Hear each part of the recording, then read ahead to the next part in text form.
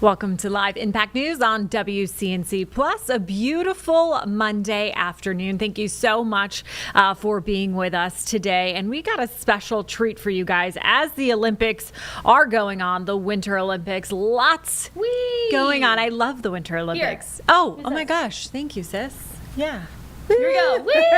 Go USA. Okay.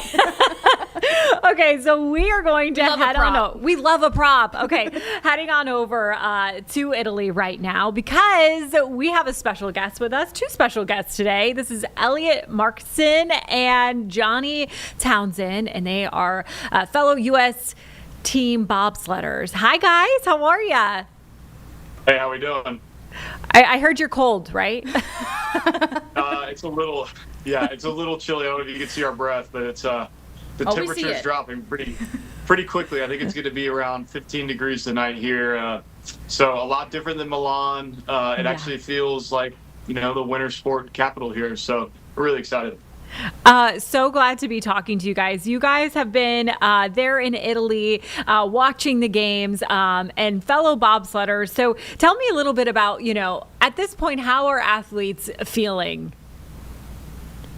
Oh man, I think the biggest difference right now is, we're with Team USA athletes kind of all week in Milan at the Team USA Winter House. We were with some figure skaters and the speed skaters, and we saw some of the hockey players. And of course, right now, women's hockey is crushing it. Men's hockey, we're looking really good in the C group. So we're looking to face off against Canada again, February 22nd. Rematch to the Four Nations Cup, but. Other than that, here in Cortina, curling is tonight. Women's monobob is tonight. Our women pilots are all in the hunt for medal contentions on monobob. So the vibes are really high. We love good vibes. We love them. Okay, so talk to us a little bit about bobsledding and what it takes. I mean, watching it, it's insane to me. I'm like, they are going super fast. So kind of explain, what all goes into it. Certainly. Well, we are primary sport athletes that transition to the sport of bobsled. That's something that you will see pretty predominantly at across the board when they're announcing these athletes on race day. It's pretty cool to see the unique backgrounds of everybody. But the sport, it's fast, it's physical, it's energetic, it's exciting, and we're excited to even check out the track. I haven't seen it yet. Have you? I'm not, but I heard it's fast. I mean, it looks really fast. How fast are we talking? Carlene wants to know, how fast are we talking? Oh, I mean, probably we're getting close. We're pushing in the 4-man. You're pushing 90 miles an hour, easy. Oh man, I know. I can't. Yeah. So when you crash, so next time you're going down the highway in Charlotte and you get close to 80, just know. That's a bobsled. That's a bobsled. Yeah. Well, so I do want to talk about the gnarly crashes that sometimes you do see. What is the technique behind that to kind of help save yourself the best you can, really? Well, I'll kick this off because the first introduction to the sport of bobsledding resulted in a crash, which was quite the shock to me. Elliot was, kind of co-recruited me to the sport, so a little angry at him after the fact. I'm like, what is this? But one thing is, I mean, you're going that fast, 90 miles an hour, and you're wearing nothing but a spandex onesie and a Kevlar burn suit to protect, your skin if you do touch the ice. Because if you look at it underneath the microscope, it's like a bunch of little razor blades, all that ice. And, when you're going that fast with that much G-force with a, 600-plus pound sled and, 4 other 220-pound men in there with you, there's a lot of pressure on that ice when you crash. So we trust our pilots. Yeah. Good. Yeah, I mean, I had that. Definitely scary. Yes. Super scary. And Elliot, as I understand, your fiance too, she bobsleds as well? Yeah. Emily Renna, we met in the sport of bobsled, and Johnny and I played college football. Johnny played at Florida, I played at Ole Miss, and Emily actually ran track and field at the University of Rhode Island. She was a hurdler. So we have a house divided flag. Rhode Island Rams and Ole Miss Rebels. It's probably the only one ever created, but it's hanging proudly in our house.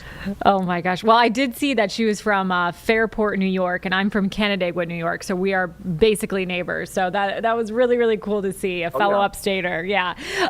Okay. So as I understand, you guys kind of have some video for us talking about bobsledding and walking us through that.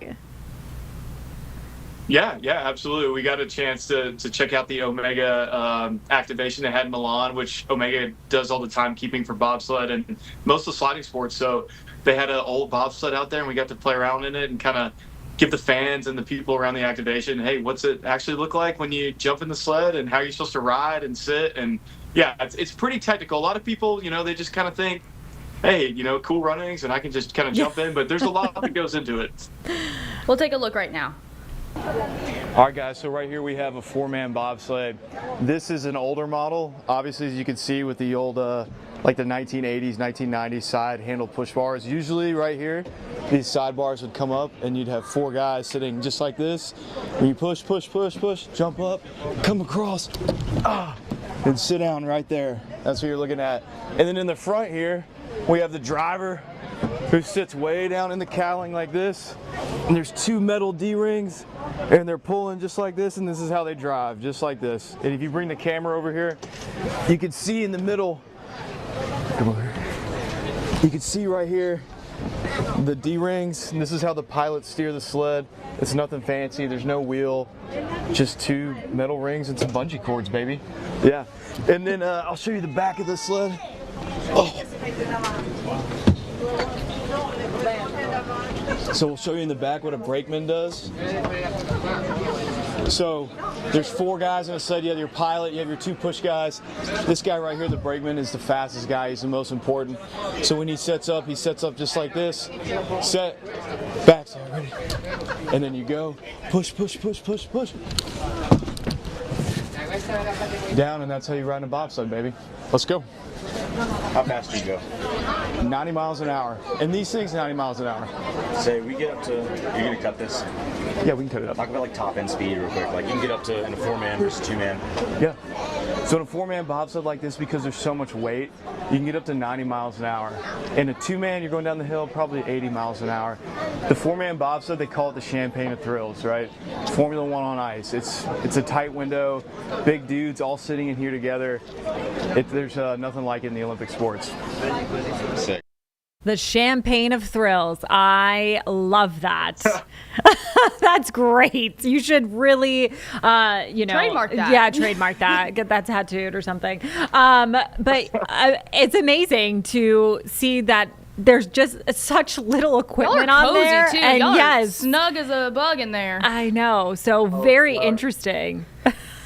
And that old sled too. That was actually a pretty wide sled. That sled would be nowhere near competitive in modern age sled technology. Which a big shout out for the state of North Carolina, especially the city of Mooresville.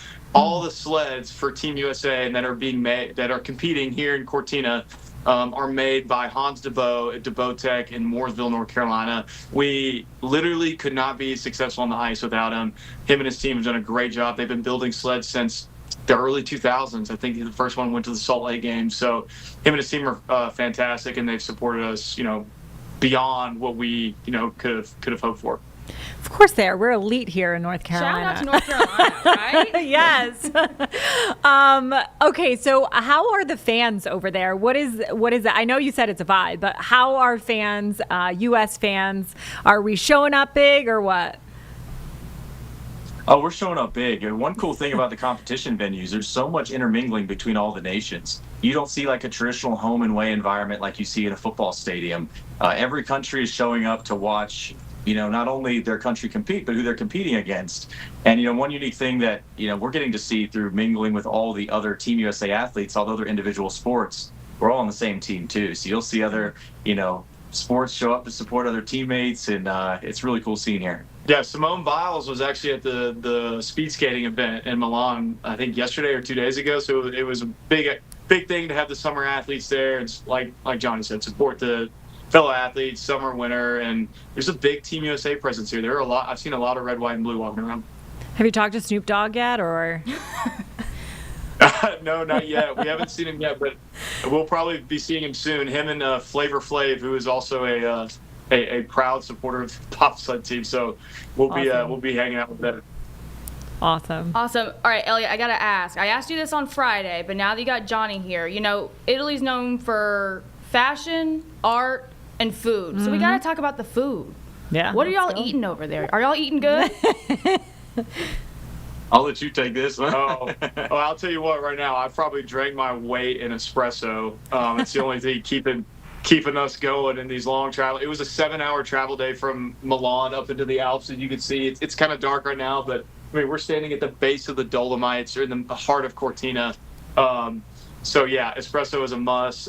Pizza, we've probably had pizza every other meal as well. I mean, it's Now, one interesting fact about where we are in Italy, I found this out yesterday, actually hanging out at the Airbnb event from some of the U.S. Department of State officials, was Italy's kind of half. So, once you kind of get a little bit north of Rome, it stops being about pasta and it's more about, it's more rice-based. So you'll see a lot of rice up here in the northern part. And then in Cortina, specifically, you'll have a lot of Austrian influence with the food. So we're really excited. We're going to be going to dinner right after this. And yeah, we're looking to get some hearty, warm mountain food because it is frigid. Yeah.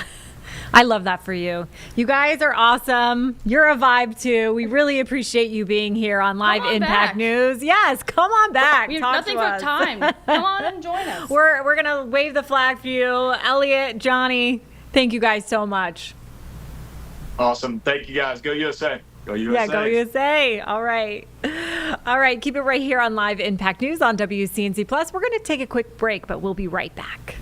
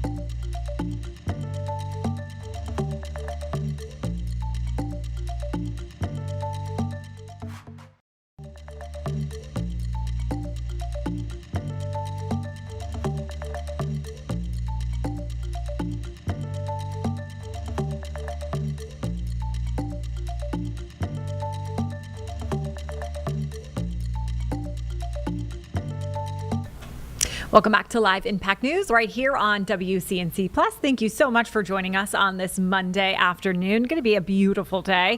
Let's talk about Governor Stein. He was actually presenting earlier about flood mitigation. So basically what this is, you know, Hurricane Helene, the rivers there, especially the French Broad River, flooded significantly, causing a lot of damage. But now North Carolina, Josh Stein announcing projects to help with that flooding in the future. So let's take a listen to what he had to say earlier. Good morning, everyone. Welcome to Woodfin, North Carolina. As I told the governor, we are small, but we are mighty. And I'll remind you that we stand next to the mighty French Broad River, one of the oldest rivers known in the world. And 18 months ago, it was mighty. Probably to what? About this level, Shannon? Somewhere all the way up here. We're grateful that we've made it out. We're grateful that we've made it through. And we're grateful for all of you being here today. I'd be remiss if I didn't introduce briefly the council members, the people that keep this town running. Council members Phil Cohen, Dan Bowers, Johanna Young, Ken Kahn, Chip Parton. Great. We are most notably known for having talent in Woodfin. And I think when we asked Shannon Tuck to come and be our town manager, she thought, oh, how hard could this be, a small town? And then along came several giant things. We're very fortunate to have her talent and leadership, and she's going to tell you about some of that and how we got to this point. Shannon. Thank you. Thank you. Thank you, Mayor, and thank you all. I'm so pleased that the weather cooperated so that we could all be here today. And we're gathered this morning at what will be an expansion of the town of Woodfin's existing Riverside Park. And for those of you who may not be aware already, Riverside Park is part of a larger outdoor recreation initiative known as the Woodfin Greenway and Blueway. And when WGB is complete, it's going to actually feature two riverfront parks. Silverline Park, which is located to the south, which opened in 2022, and then the renovated and expanded Riverside Park, where we are today. WGB also includes Taylor's Wave, a freestanding expert class kayaking wave that will support all kinds of paddling activities. And it will also include 5 miles of multi-use greenway that will connect the two parks as well as the Woodfin community to our municipal partners to the south and hopefully one day to our partners to the north. This park would not be possible if it weren't for the partners and the volunteers who have stepped in and stepped up to help us with everything from fundraising to project management to technical assistance and just general support and advocacy. And we think that this is what makes, these partnerships is what makes this park and WGB such a powerful example of community resilience. One that is grounded in environmental stewardship, economic opportunity, as well as cultural vitality. More than a decade in the making, Riverside Park and Taylor's Wave will result in the removal of 23,000 cubic yards of fill material, restoring a portion of the natural floodplain on the French Broad River. It will also include innovative stormwater systems that will collect, cool, and filter stormwater runoff before it gets recharged back into the French Broad River. The outdoor recreation will attract visitors and generate new economic opportunity. And perhaps most importantly, the park will create a welcoming place for visitors and neighbors alike to gather, not just to recreate, but to connect, relax, and just enjoy being outside. We believe that it's these moments, these opportunities to connect together with one another is what builds that community and that resiliency.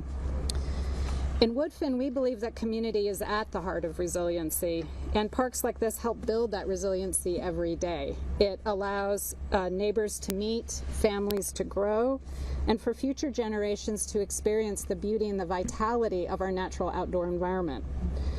We believe that Riverside Park is not just an investment in park infrastructure, but it's an investment in our people and in a shared vision that is healthy and safe for all of us. So thank you very much, and with that, I'll turn it over to Governor Stein.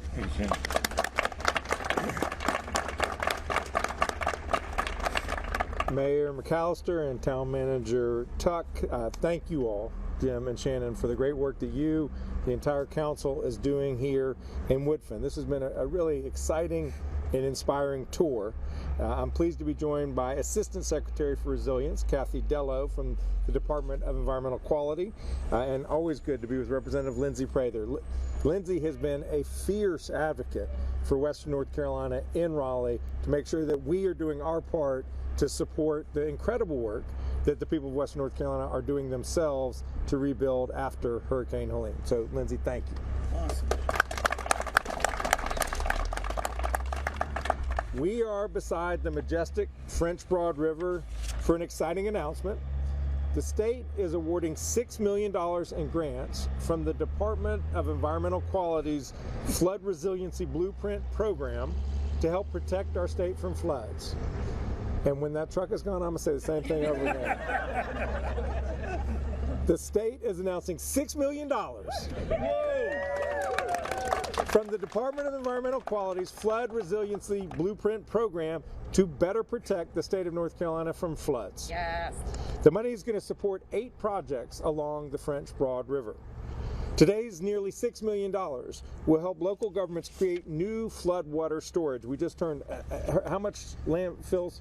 23,000 cubic yards. 23,000 cubic yards of land is being excavated so that when there is a flood, that water now has somewhere to go, and that will reduce the amount of flooding impacts downriver and Marshall and beyond. It will create new floodwater storage, restore and reconnect floodplains, relocate facilities and infrastructure out of harm's way, and improve water quality so that communities are less vulnerable to flooding in the future. We know that there will be floods to come in the future, so we are making smart investments now to limit flood severity, enable communities to recover more quickly, and to limit future risk. Helene's record rains overwhelmed the French Broad River Basin, cresting at nearly 25 feet. Here in Woodfin, the waters flooded homes, bridges, the recycling plant, and its largest employer, Silverline. The water reservoir's pipe experienced a major break, and when the water finally receded, it left great amount of pollution in its wake. Today's grant of $284,000 to the town of Woodfin will improve riverbank stabilization, enhance stormwater control, integrate flood resilience into the foundation of this park, lessening the impact of future flooding, and prioritizing public safety. In addition to this award to Woodfin, we are also awarding the town of Canton $2.9 million, Black Mountain $1.65 million, Hendersonville $450,000, and Clyde $400,000.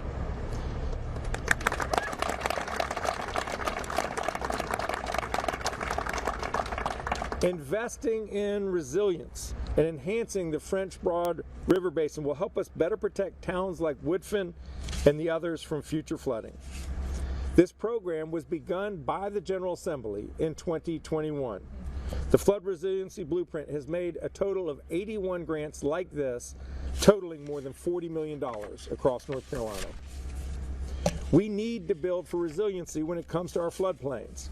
We also need to think about resiliency when it comes to our energy grid. Today, my Energy Policy Task Force put out a report with recommendations to ensure that North Carolinians have safe, affordable, reliable, and sustainable energy into the future. The need is more urgent than ever with the growing energy demands coming from our growing population and the emergence of data centers. I look forward to diving into the recommendations, but one thing is clear, whether we're considering energy policy or flood mitigation, the world around us is changing rapidly, and we must plan now to build a more resilient and affordable future. I want to extend a big thank you to everyone at the Department of Environmental Quality for identifying shovel-ready projects like this one and getting the money out the door so quickly. I want to thank the General Assembly for funding this initiative. I want to thank all the partners that make this happen. I see a number of county commissioners from Buncombe County. They are part of this work. The town of Woodfin is part of this work. A number of nonprofit organizations are part of this work. It really takes all of us coming together behind a vision to execute on it. And of course, I do want to thank Woodfin and all the other applicants for their commitment to enhancing the state's resilience and to supporting their constituents. I'll now bring forward Assistant Secretary Kathy Dello to say a little more about the project.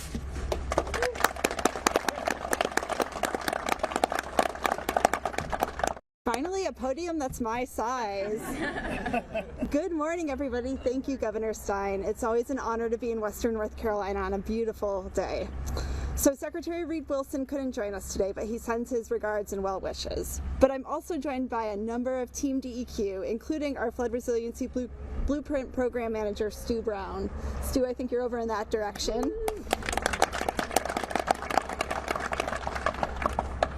We are just over 500 days from the unspeakable devastation from Hurricane Helene.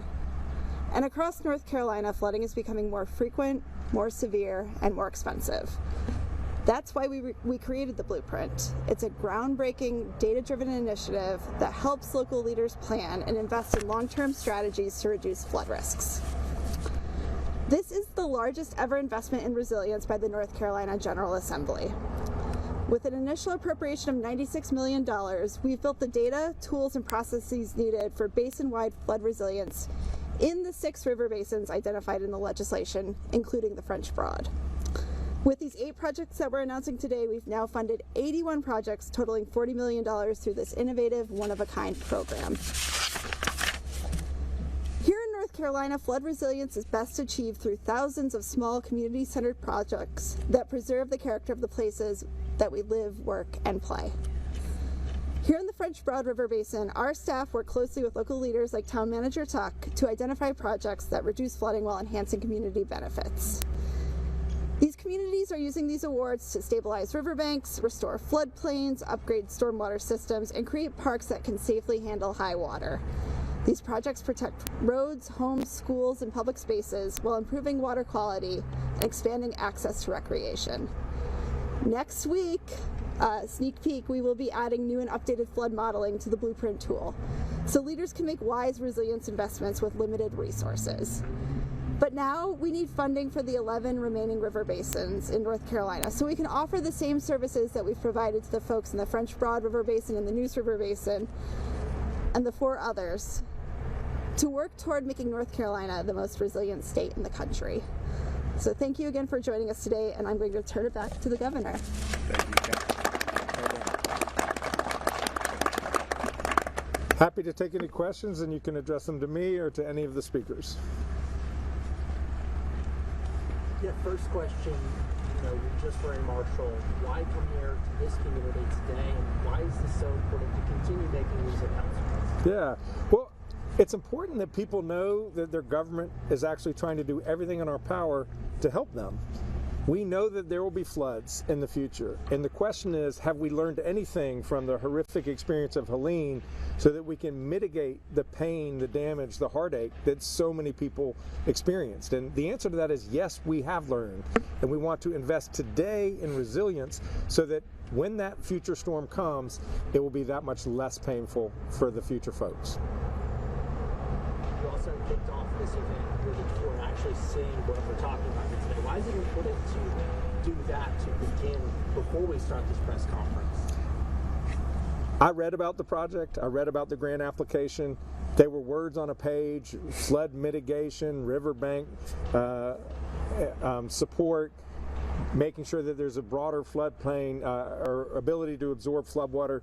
But those are words on a page. One really needs to get out and see what is happening on the ground. And I'm a big fan of Woodfin. They got great vision. They got great vision. Do you kayak? I know how to flip over. The problem is I don't know how to flip back. You talked about bringing more people into the state of North Carolina. Can you talk about the reassurance that a project like this will give people if they're looking to move here? And then also with that recreation aspect, why does that also draw in? Well, I'm not bringing people into North Carolina. People are coming here. North Carolina was the #1 state in the country to which people from other states moved last year. We're the 3rd fastest growing state, both in absolute numbers and as a percentage of our population. We are a fast growing state. People understand the wonder that is North Carolina, and we have so much to offer, not only our own people, but folks around the country, whether that is a growing economy that's diversified with good paying jobs. We had the best year of job announcements last year in the history of the state. 35,000 jobs, $24 billion of capital investment that we announced. So things are going well here. That doesn't mean that people aren't struggling. There are a lot of folks out there who are struggling with the cost of living, and we need to do everything in our power. That's one reason why I created that energy policy task force, because electricity bills are real. They're a real burden on people. We need to build more housing to deal with all this influx of folks. But whether it's somebody who's new coming to this region or it's somebody who's lived in Woodfin for 40 years, they should be able to enjoy. All right, $5.7 million to support that flood mitigation. So we're going to take a quick break right here on Live Impact News, but keep it right here on WCNC Plus. We're going to have a look at your forecast coming up next. Make our lives better.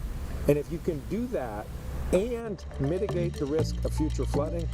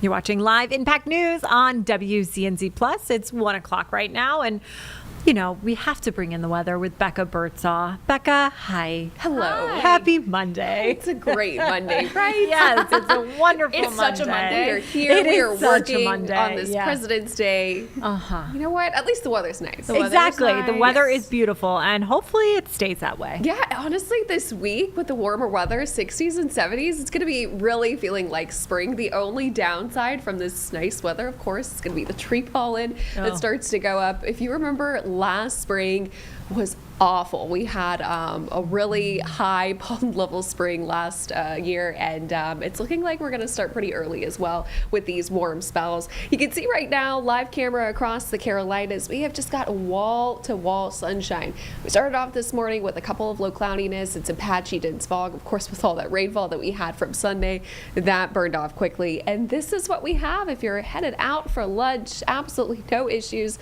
not a single cloud in the sky. Now, total rainfall accumulation simulations from yesterday ranged just a little bit around the greater Charlotte area. Most of us picked up 1 to even 2 inches of rain. Shelby picking up the most, a little over 2 inches there, and a couple locations a little less than that. But that 1.3 inches you see in Charlotte, that was the most amount of rainfall that we've had in a single day since September. So our average for the month, we're about halfway through the month of February, is a little over 3 inches. So with us being at 1 1/3 inch, we're a little bit below, but we still have a lot of ways to go. Of course, we are in a rainfall deficit from last year, and of course, starting the year off that as well. Temperatures rising up into the lower 60s now. We'll continue to warm up a couple of degrees above that as we go later in on today. But today, our average high for this time of year, still in the middle 50s. So with those afternoon temperatures in the 60s, still going to be above our seasonal high. What we're tracking going into tonight, temperature is getting down, pretty chilly, and we're also going to be watching for some patchy dense fog to form, especially east of the Charlotte metro. Now, when you have clear skies, temperatures cool down rapidly. They cool down more efficiently, something called radiational cooling. So temperatures tomorrow morning are going to be quite chilly, definitely jackets needed. Middle 30s to start here in the greater Charlotte area for Tuesday morning, lower to middle 30s over towards the high country. Again, with some patchy dense fog forming, not going to be widespread in every location, but this will burn off. We should see a mix of sun and clouds as we go throughout your Tuesday afternoon. This week, we've got a big warming trend. We'll be in the 70s by the end of the work week, and it is just going to be looking and feeling like spring. Here's what we're talking about. By the time we get to Wednesday, isolated rain chances that will continue into Thursday. We're talking upper 60s to lower 70s. By the time we get into Friday, we enter into the middle to even upper 70s. This is going to be followed by a cool down as we go into your Saturday. Cold front is going to come through. That's going to bring, of course, a round of wet weather, and temperatures as we go into next week are going to be a little bit more seasonable for this time of year, down into the 50s. Our average first 80-degree day, of course, we're approaching that or getting close to it on Friday. Well, our earliest 80-degree day was February 2nd of 1989, and our average first 80-degree day is March 27th. Our latest one was May 2nd of 1892, so I think we'll get very close to it as we go into Friday, but maybe not necessarily hitting it. Don't have to worry about that rain gear. Of course, yesterday was a washout. Today, we've got nothing but sunshine. That will continue for Tuesday as well. Very isolated rain chances between Wednesday and Thursday, but they do start to pick up for Friday and really into Saturday, probably the biggest and wettest day of the week. A little bit more isolated going into Sunday as well. So there, Jerry Hunt Supercenter 7-day forecast.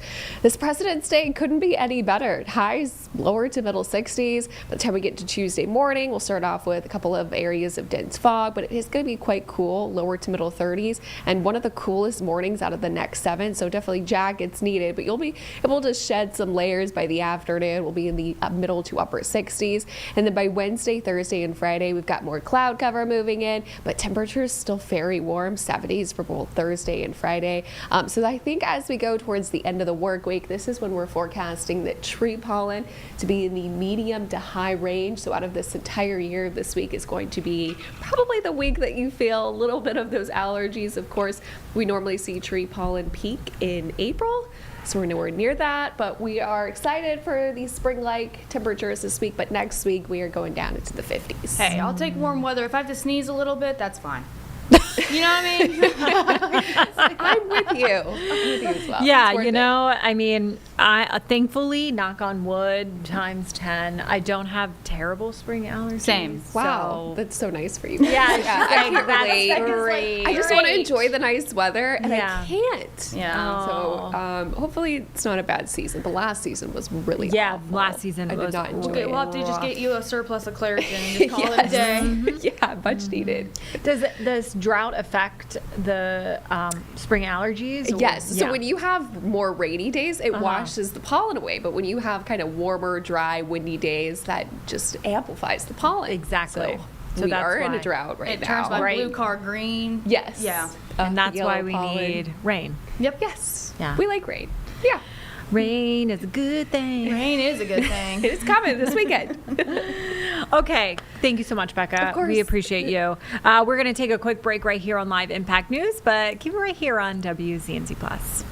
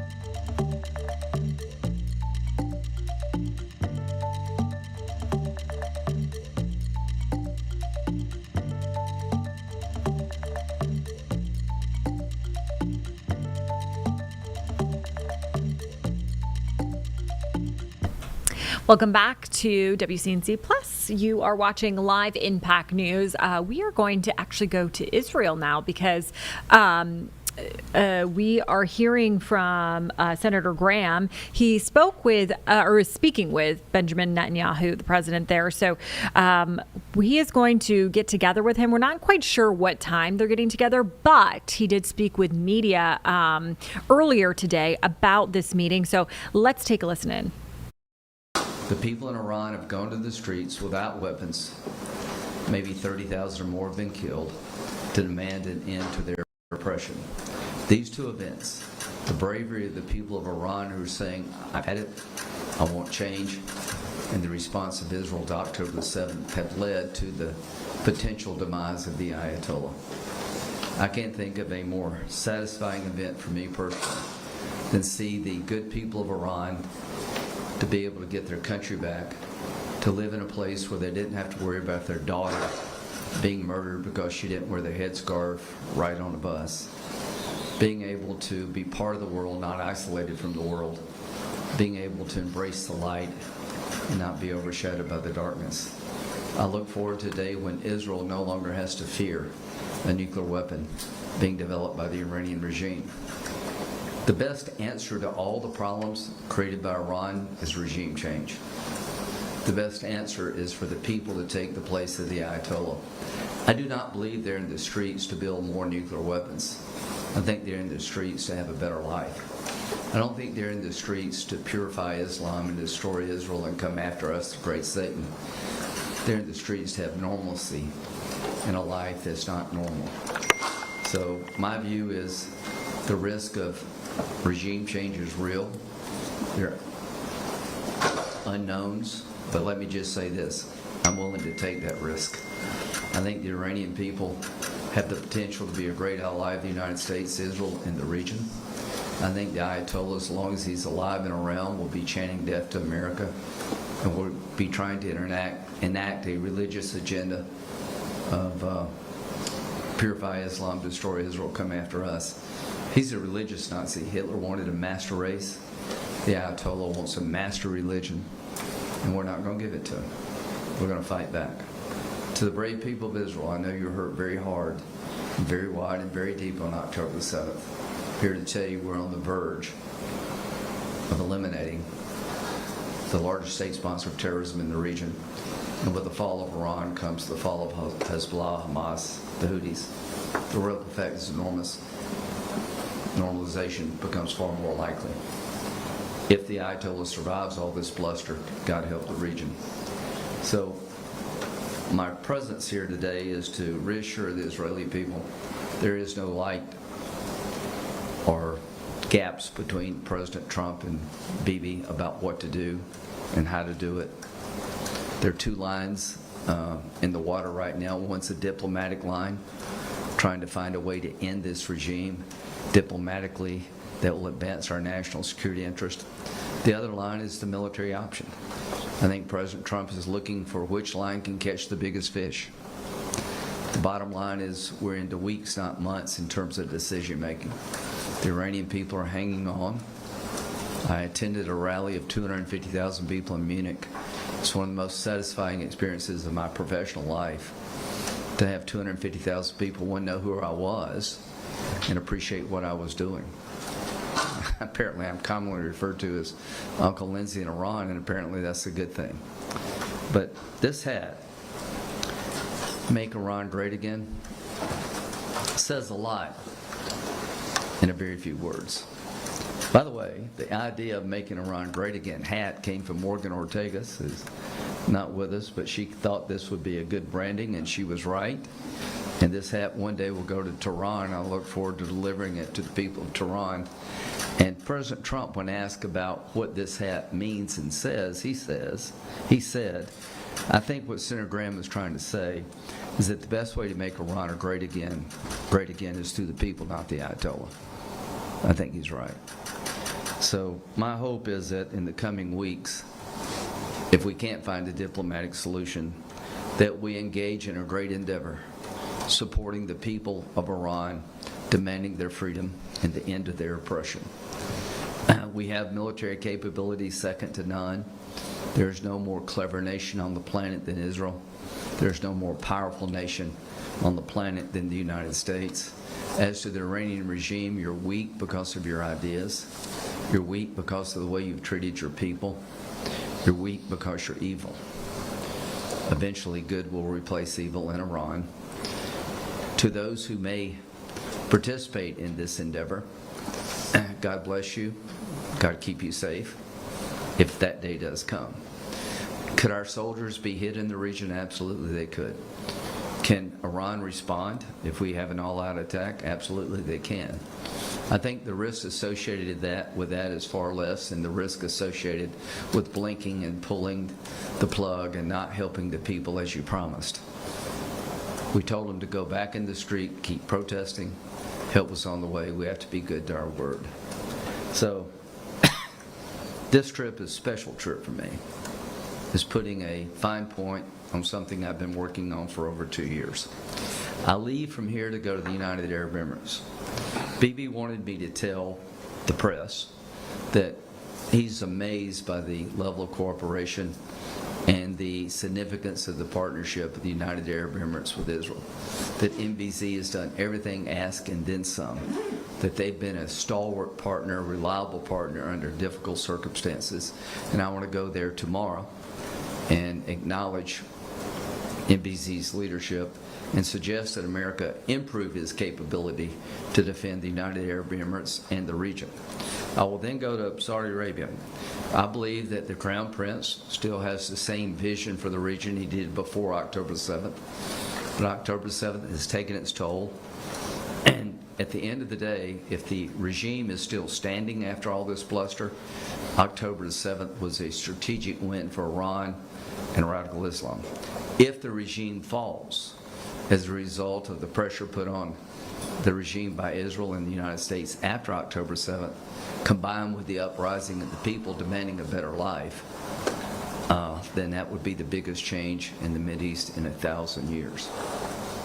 I am leaving here confident of the capability of the United States and Israel, if called upon, to deliver a decisive blow to the Iranian regime. I am hopeful that diplomacy may prevail yet.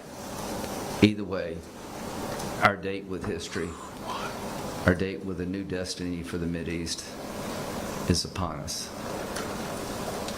Questions? Senator, on the Barstein on the newspaper, two questions, please.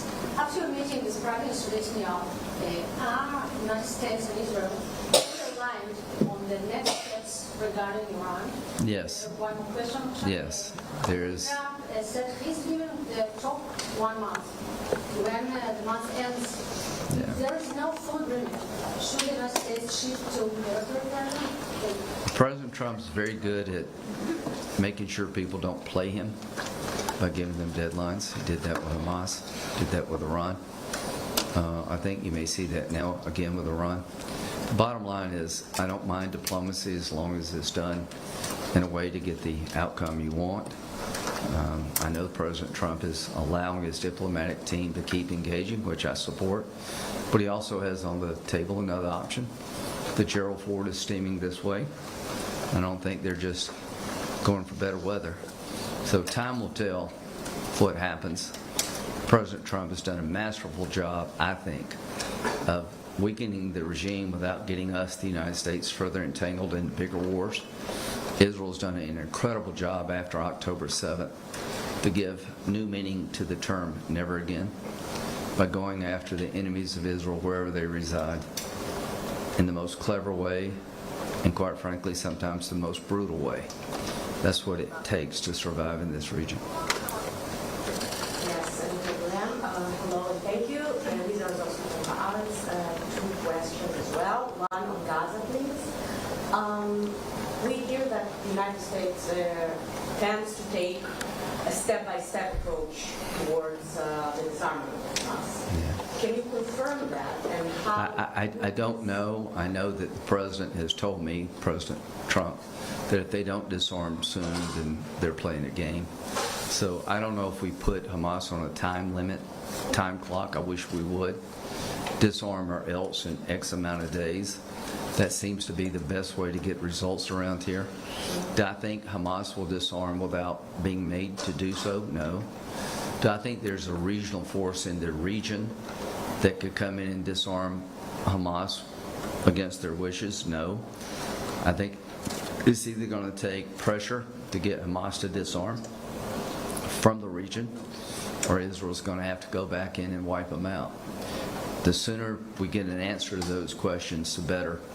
I don't see how you develop Gaza in a real meaningful way if you still have elements of Hamas armed within the area.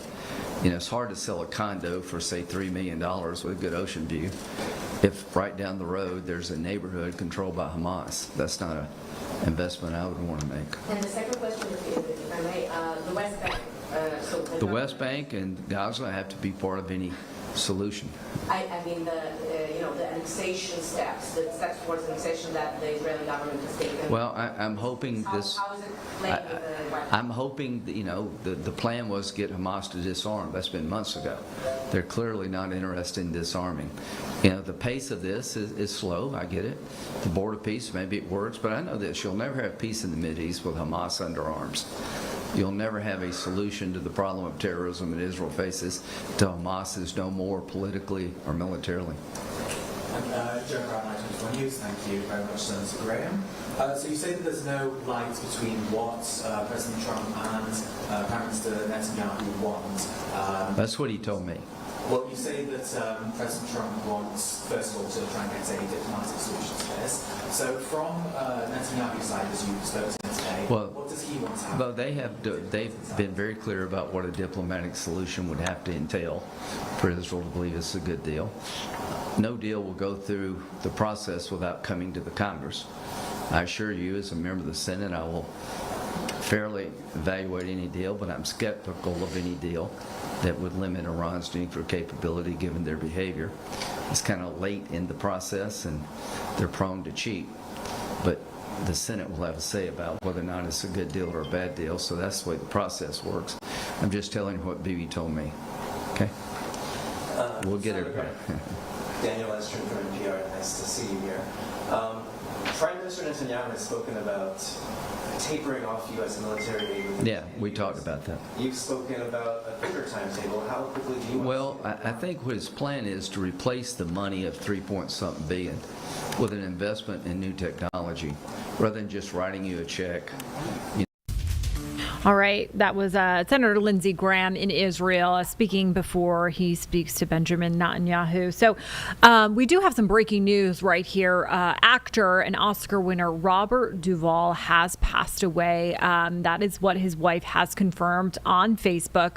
He was 95 years old. She said that he did pass peacefully. Now, he was in movies like The Godfather, To Kill a Mockingbird, Apocalypse Now, and all the Godfather movies, actually. So died peacefully at 95 years old. Going to be very, very missed. A really great actor. So with that, we're going to take a break right now on Live Impact News, but keep it right here on WCNC Plus.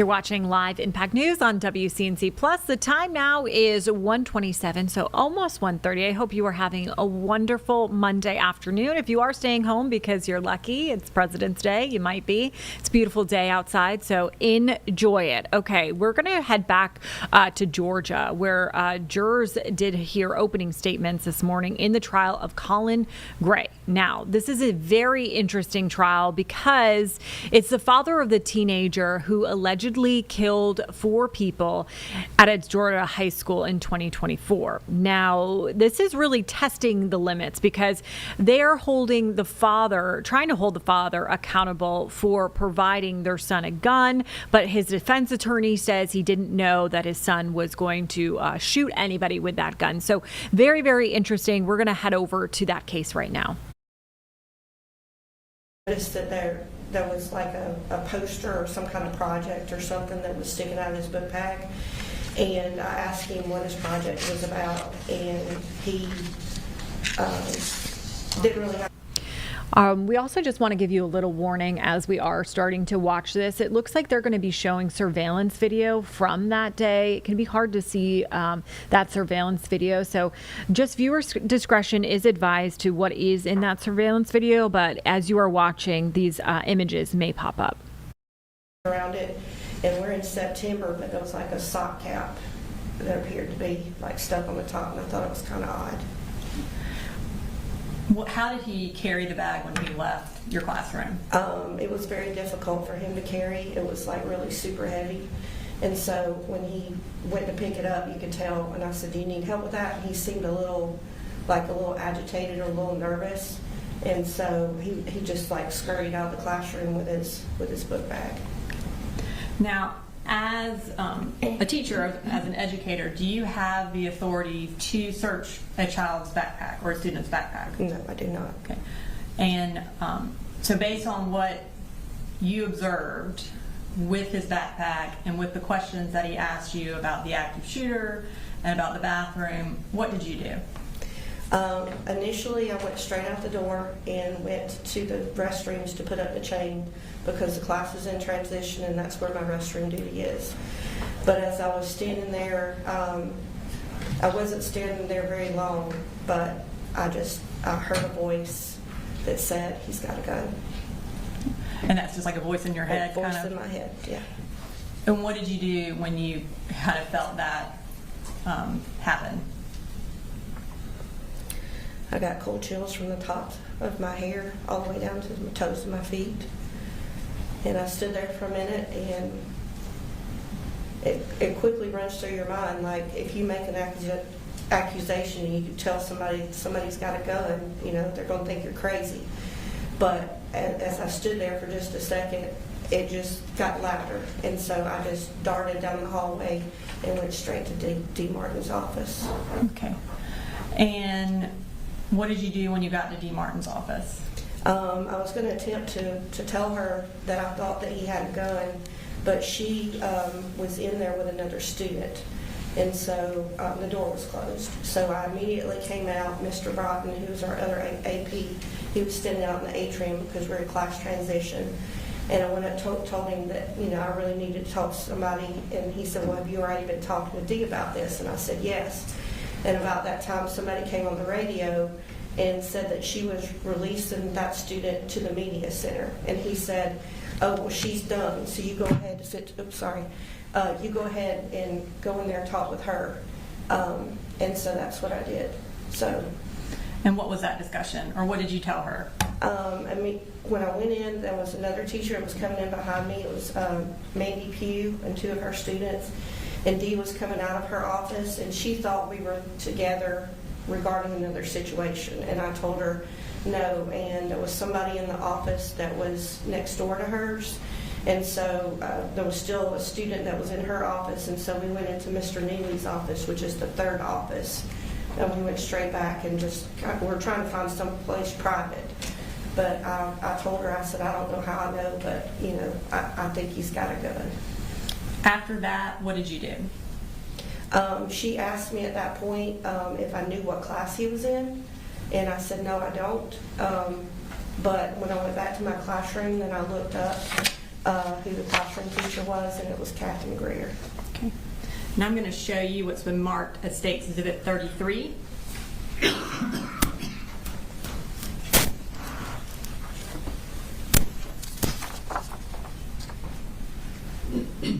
Do you recognize that? I do. And what do you recognize that as? It's the email that I sent letting Dee know what classroom he was in.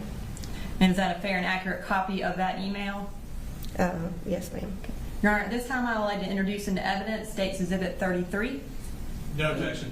All right, 33 is submitted. And we'll go ahead and publish that to the jury. Okay. And again, you indicated that this was to Dee Martin. Can you tell us the time that you sent that email? The time is at 9:52 a.m. And can you tell us what the email said? Colt Gray is with Miss Greer during second period, FYI, thanks.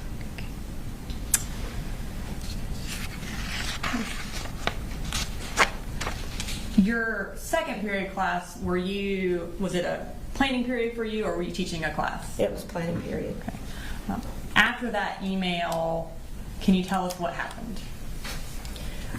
So I have other students that share the classroom. They come in, we share the classroom together. And Alex English, which is another teacher, it's his first year teaching. He was teaching audio, video technology, and film. And he came in with his students. And so at some point during the class, I was just really nervous, and I just stood up and kind of addressed the whole class without asking him first. I just was very stern, and what I said was, don't ask me how I know, don't ask me any questions, but do not leave this classroom unless it's an absolute emergency. Because I just felt in every fiber of my being that something was wrong. At some point, did you become aware that there was shooting going on in the high school? Yes. At one point, Alex kind of came towards the door, and we kind of stepped out in the hallway, and I told him what I was suspicious of, and he was like, oh gosh, that sounds, scary or whatever. And I said, I don't know how I know, but I just felt like that something was going to happen. And so I came back in the classroom, and shortly thereafter we saw the lockdown screen, and we went into lockdown. And eventually, were you able to hear the shooting, or did you just become aware that something had happened? No, I actually heard the shooting. It's our protocol to go out, like to open up the classroom door to kind of look to see who's in the hallway, if there's any kids in the back room. And I did that, and I could hear gunshots to the left, which is down towards the counseling office. After the shooting had ended, were y'all eventually able to leave your classroom? Yes. Okay. And where were y'all evacuated to? To the football field.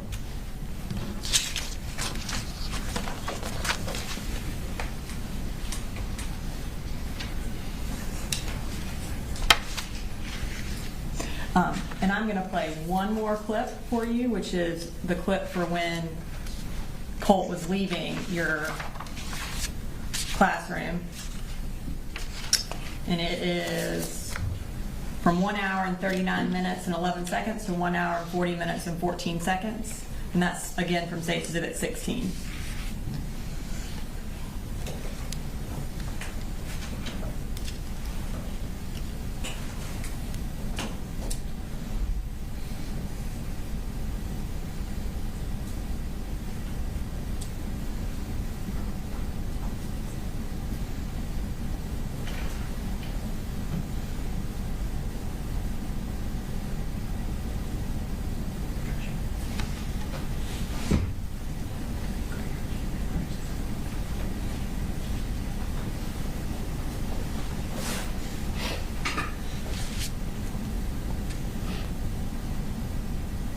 If you are just joining us, we are watching that trial right now, but this is some of the surveillance video at the school when a shooting did happen in Georgia. Just want to let you know that there could be some really terrible images shown, so we are going to monitor this, but we just, viewer discretion advised because we don't know what's in these surveillance videotapes, so we are watching them.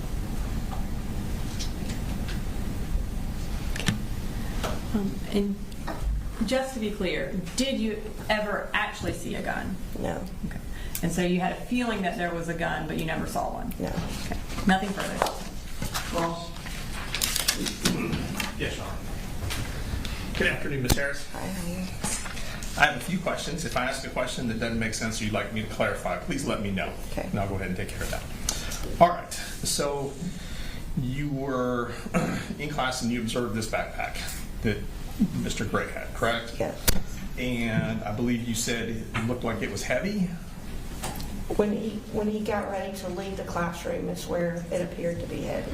Based on how he was lifting it? Is that what you're referring Exactly. to? Yes. Okay.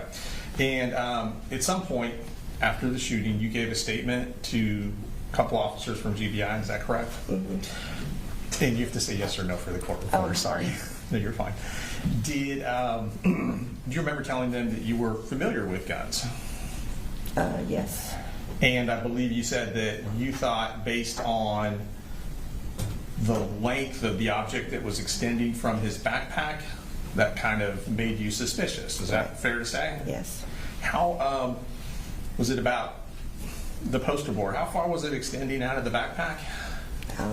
It appered to be about that far. So you're holding your hands, and so I have to make a record for the court reporter, like a foot and a half? More? Maybe 2.5 foot. Okay. Yeah. Okay. And you said there was a hat stuffed down the tube of the poster board, is that correct? It appeared to be clothing, and best I recall, it looked like a sock cap. Like a toboggan? Yes. So like a winter hat? Yeah. And of course this was September. Right. And I thought that was odd. Right. And it wasn't cold that day? No, it was not. Okay. All right.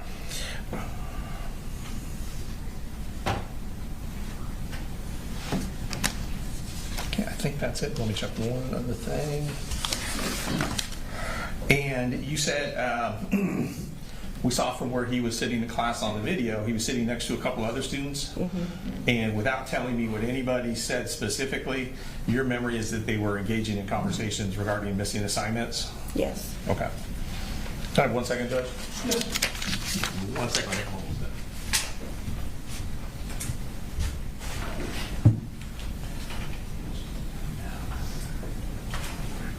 Ms. Harris, that's all the questions I have. Thank you. Based on Carl, any redirect? No, Your Honor. May Ms. Harris be excused? Yes. Thank you, ma'am. Listening to opening statements about the Colin Gray's trial. So we will continue to watch that. We are looking at some surveillance video there from the day of that shooting. So we will continue to watch that for you. But we're going to take a quick break right here on Live Impact News. So keep it right here on WCNC Plus.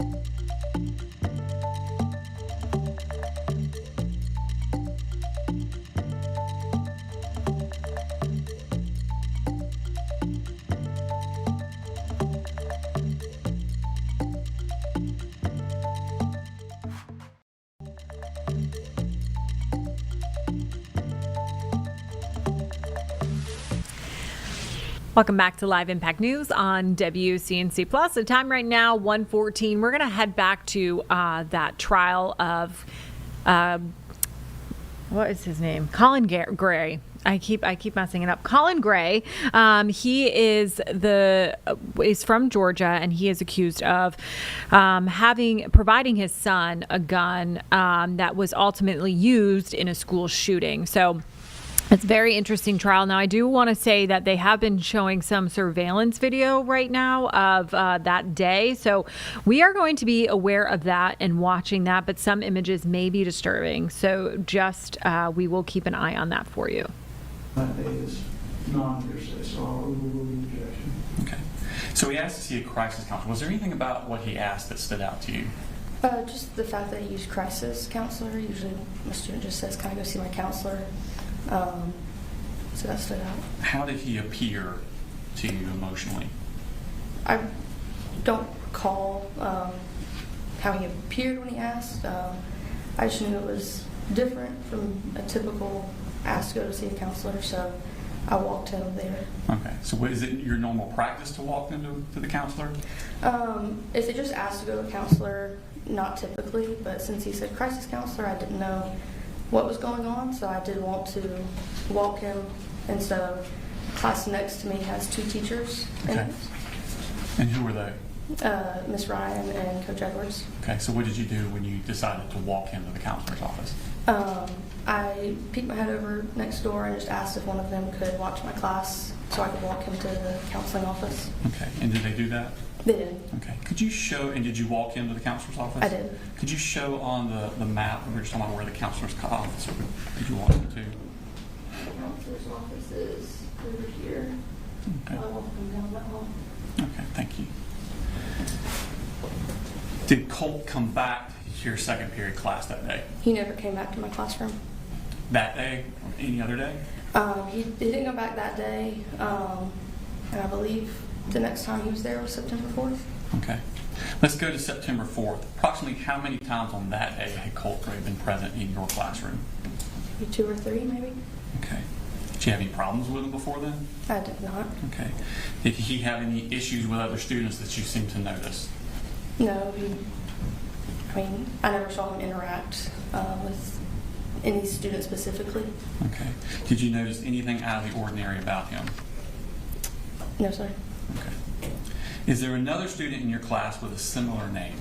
Yes. And who was that? Colton Gray. Colton Gray? Now, Colt Gray was a freshman that year, correct? Correct. All right. What year was Colton Gray? A senior. Okay. And what was his personality like? Very sweet, very respectful. He tried hard, put his best effort forward. Great kid. Did he interact with you and other students? He did. Okay. I want to take your attention to the morning of September 4th. About what time do second period students begin arriving in your class? Around 9:45, or a little bit before the second period bell is at 9:45, I believe. Okay. And what are you usually doing when students are arriving at your class? Typically, I'm standing at the door greeting them. Okay. Did you notice Colt when he came into your class? I do not remember him coming into the room. Okay. Do you remember seeing his book bag when he came into the room? No. Okay. Have you had an opportunity to see the security camera footage of your classroom from that morning? I have. Okay. And looking back on that security camera footage, do you realize why it was that you don't remember seeing Colt? I did. And why is that? I was pulling up a presentation on my screen, so my back was turned to the door. Okay. This security camera footage that you saw, does it accurately portray what happened on September 4th? It does. I'm going to show you a clip from what's already been tendered as State's Exhibit number 21. Your Honor, for the record, this is going to be from 1 minute 15 seconds to 6 minutes and 18 seconds. And ask you, it portrays Colt coming into the room.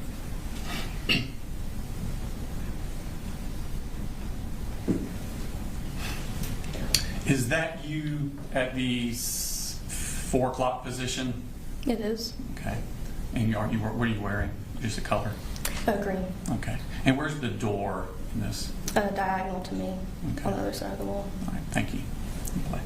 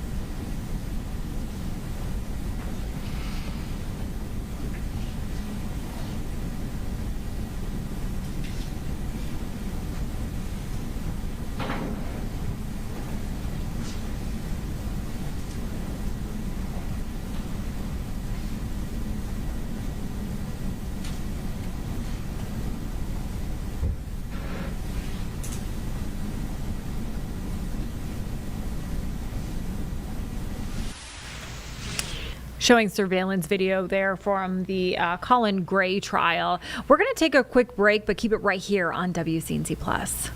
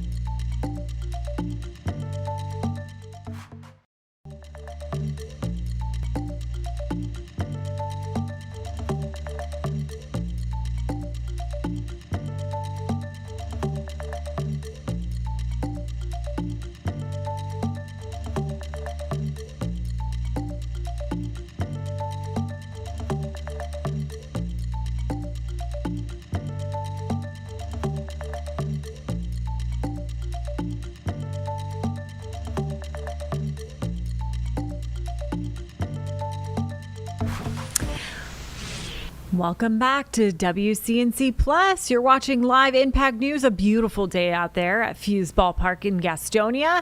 Looks absolutely perfect for, a baseball game. Temperature is going to be really, really nice throughout this week. We're going to check on in with Majestic Storm to see what this week has in store for you. Well, after yesterday's rain, the sunshine feels fantastic, and the good news is we get to hold on to it all throughout the day. Clear sunny skies out there in Lake Norman, but truthfully, it doesn't matter where you're watching from. Today is going to be really beautiful all across the Carolinas, even right here in the Queen City. Temperatures will also be nice, rising back into the lower end of the 60s. No clouds out there this afternoon, overlooking beautiful Dallas. And again, temperatures today, low 60s. Clear sunny skies. Honestly, today's forecast is my favorite when I looked at my entire 7-day forecast. So hopefully you can get outside and enjoy it. I know lots of people are home from work today because of President's Day. Of course, those kids are home from school today as well. Be a good day to send them outside to play. Now tomorrow, still pretty nice. Few more clouds on the way, but warmer temperatures. And then later on this week, we do have mid-70s ahead, but it's not going to be perfectly gorgeous with mid-70s. It is going to be warmer but cloudier, and then we have some rain showers on the way. This morning it was a little chilly heading outside. We were at 39 degrees here in Charlotte, 31 in Hickory, and then by this afternoon we will top off at 62 degrees, so a nice swing in those temperatures.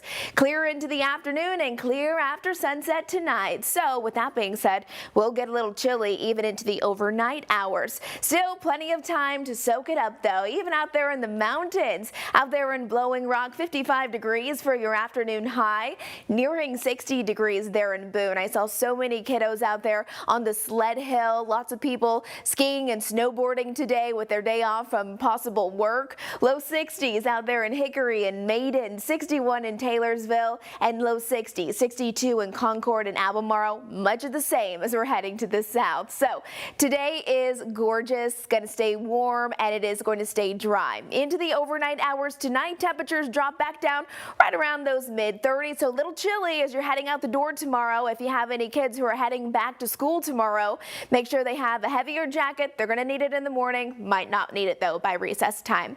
We will have some fog develop overnight tonight and into tomorrow, and I suspect that we will have pockets of dense fog that may reduce down visibility. That'll be something to watch for if you're heading out early tomorrow. Then that fog will mix out, and then our Tuesday forecast is looking nice as well. Mid-60s for most of us with a good mix of sun and clouds, and then we're turning up the heat with temperatures rising back into the 70s from Thursday and into Friday. Look at this, 76 degrees. Man, that's going to feel nice. Unfortunately, like I mentioned, we will have a ton of cloud coverage, and then rain showers start to push through Friday and into Saturday, followed by cooler temperatures this weekend. Let's get you through our futurecast. If you have plans for your Monday evening, it's going to be nice if you want to take the dogs for a walk after dinner time tonight. As we're waking up tomorrow morning, clear skies, temperatures in the 30s, warming back up into the 60s by Tuesday afternoon with increasing cloud coverage by Wednesday. Middle half of our week towards the end of our week, plan for a whole lot more cloud coverage, and then like I mentioned, we will have more rain showers, especially Friday and into Saturday. There is still some uncertainty as to the timing of it specifically, but I would say just check back in with our WCNC weather team because we're really tracking that carefully for you. Most of our models are indicating that that next storm system could bring in another inch of rain for us, which would be great. We need more rain even after yesterday's soaker. Here's a Jerry Hunt Supercenter 7-day forecast. Beautiful blue sunny skies today. Low 60s, getting mighty warm as we're finishing off the work week. Keep the rain gear handy. You'll want it by Friday and into Saturday, and pleasant conditions return by Sunday.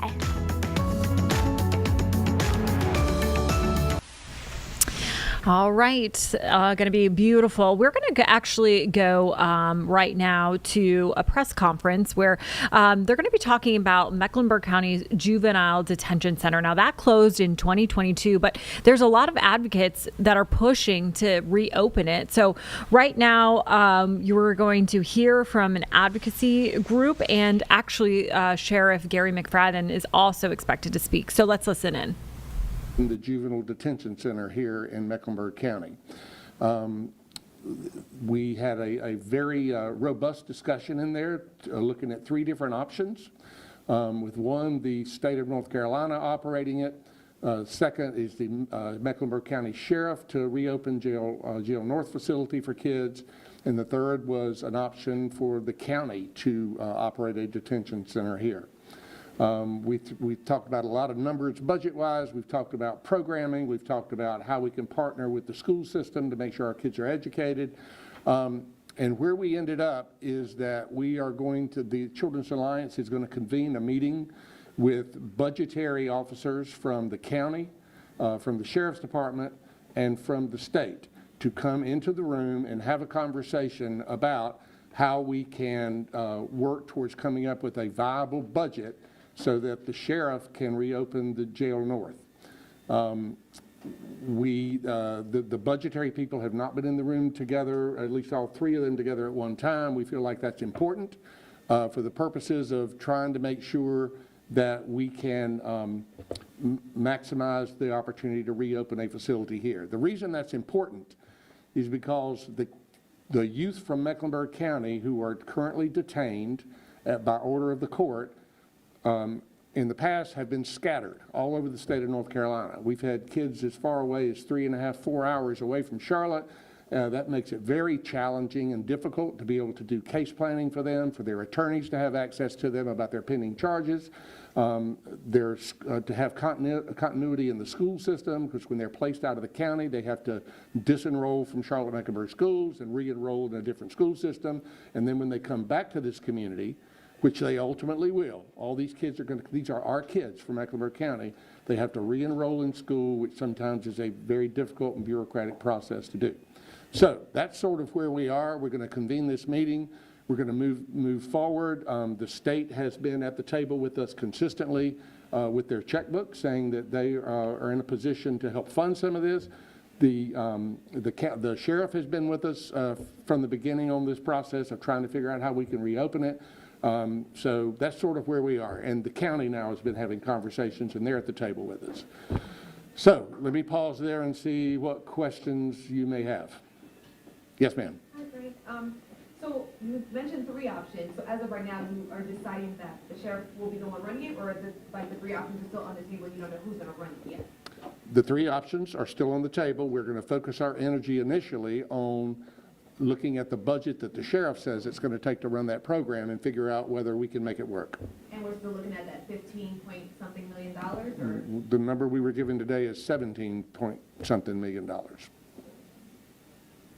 Which is a real challenge budgetarily because, you know, the state and the county split the cost of detention, and the detention cost per day is $300 a day, and $17 million is a whole lot more than $300 a day for kids. So we've got to really take a look at that with the sheriff and the county and the state to figure out if are there ways we can maximize the use of that budget. I know staffing was also a big concern, and I know, you know, we talked from the panel about the 96 people needing an extra run, needing a team to hire, train, et cetera. Where are you guys?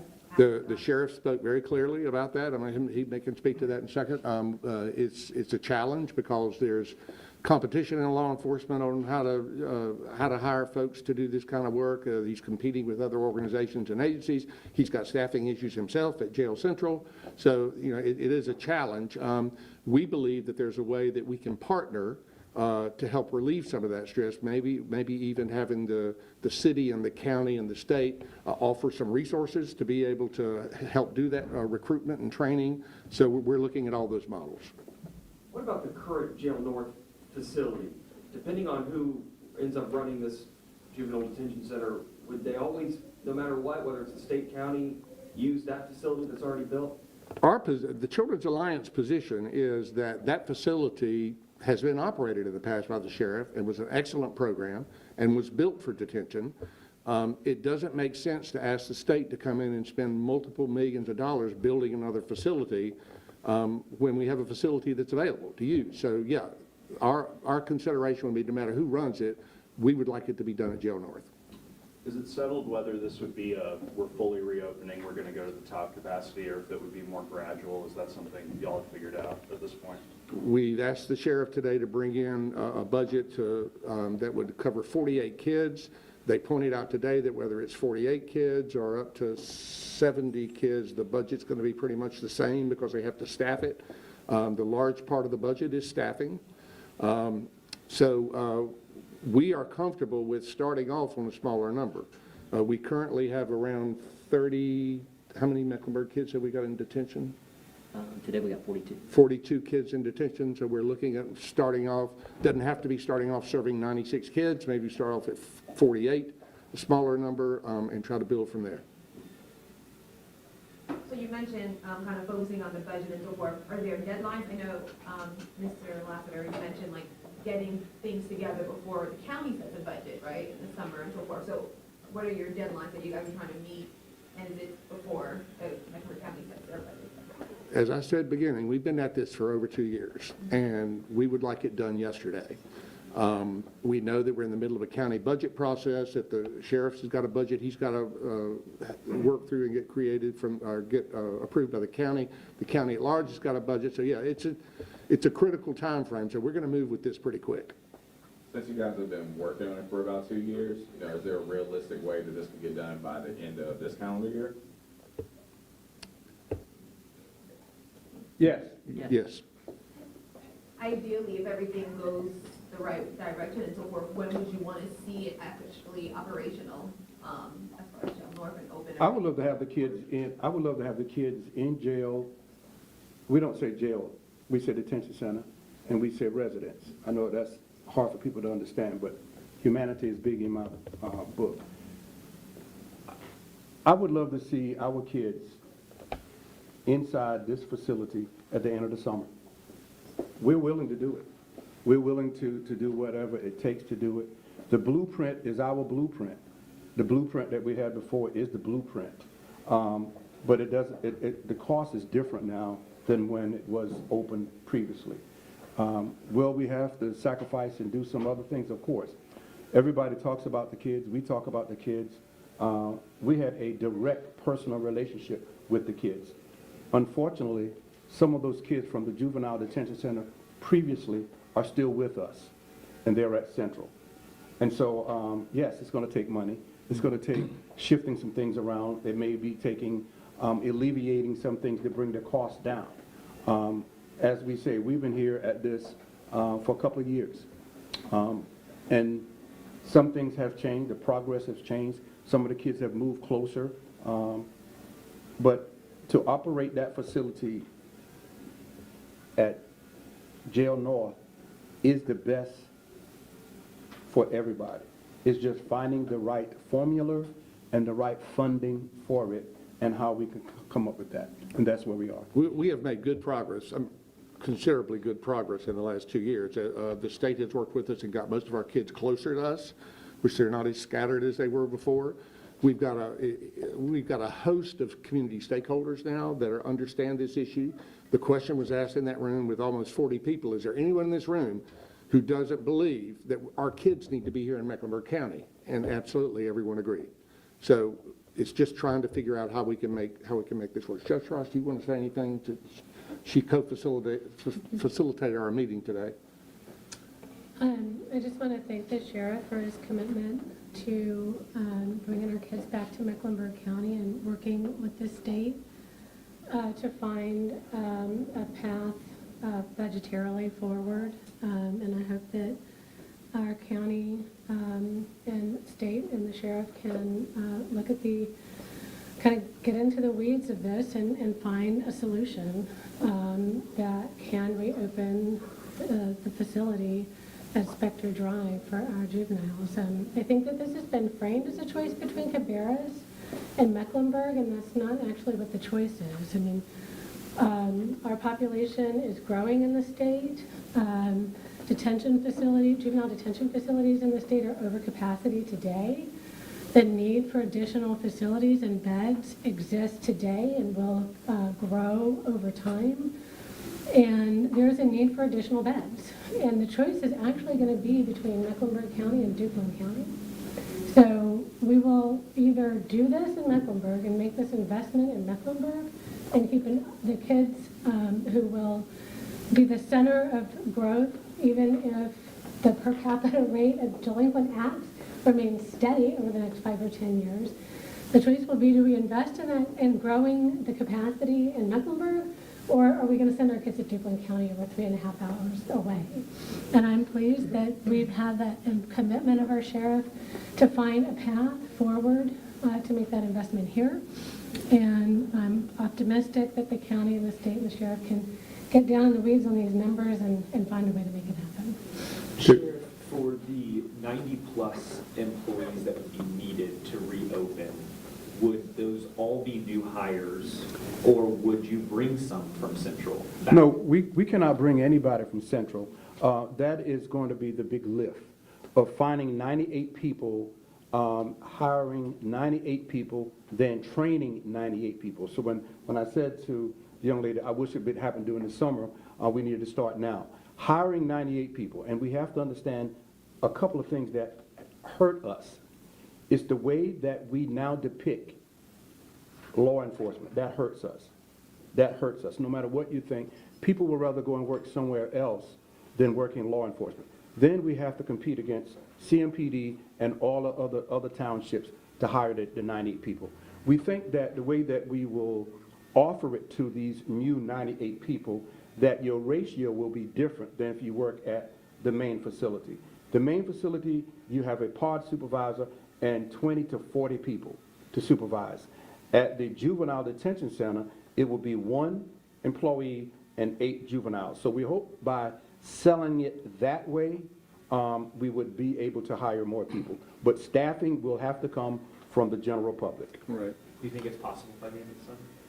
If we make law enforcement a career that we love again, if you think about it, in talking to other law enforcement agencies, we have made it a bad career, and people don't want to work for a bad team.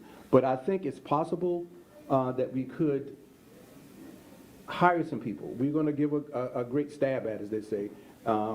We need it. We want it. We know that we will be the best to run it because we ran it before and was best in the state. And I think that's why they're here. But we want to make sure that it's not us having the disagreement. Myself and Mr. Lassiter have hundreds of conversations about this in Raleigh and in Charlotte. It's just that, are you willing to invest into your kids? Everybody says that. They wanted the kids to have the best. And we want our kids to have the best clothes, but are you willing to pay the price for those clothes? And are you ready to pay the price for these kids? And we're willing to open it. We're willing to run it. It is always inspected every month, so it's not a lot of that. But when we're talking about maintenance, we're talking about food services, we're talking about mental health services and medical service. And then the biggest one that I'm going to always stick on is programming. You know, programming these kids, putting these kids in programming, and so they will return better to the society. And that's the biggest issue. Billy, you want to say anything?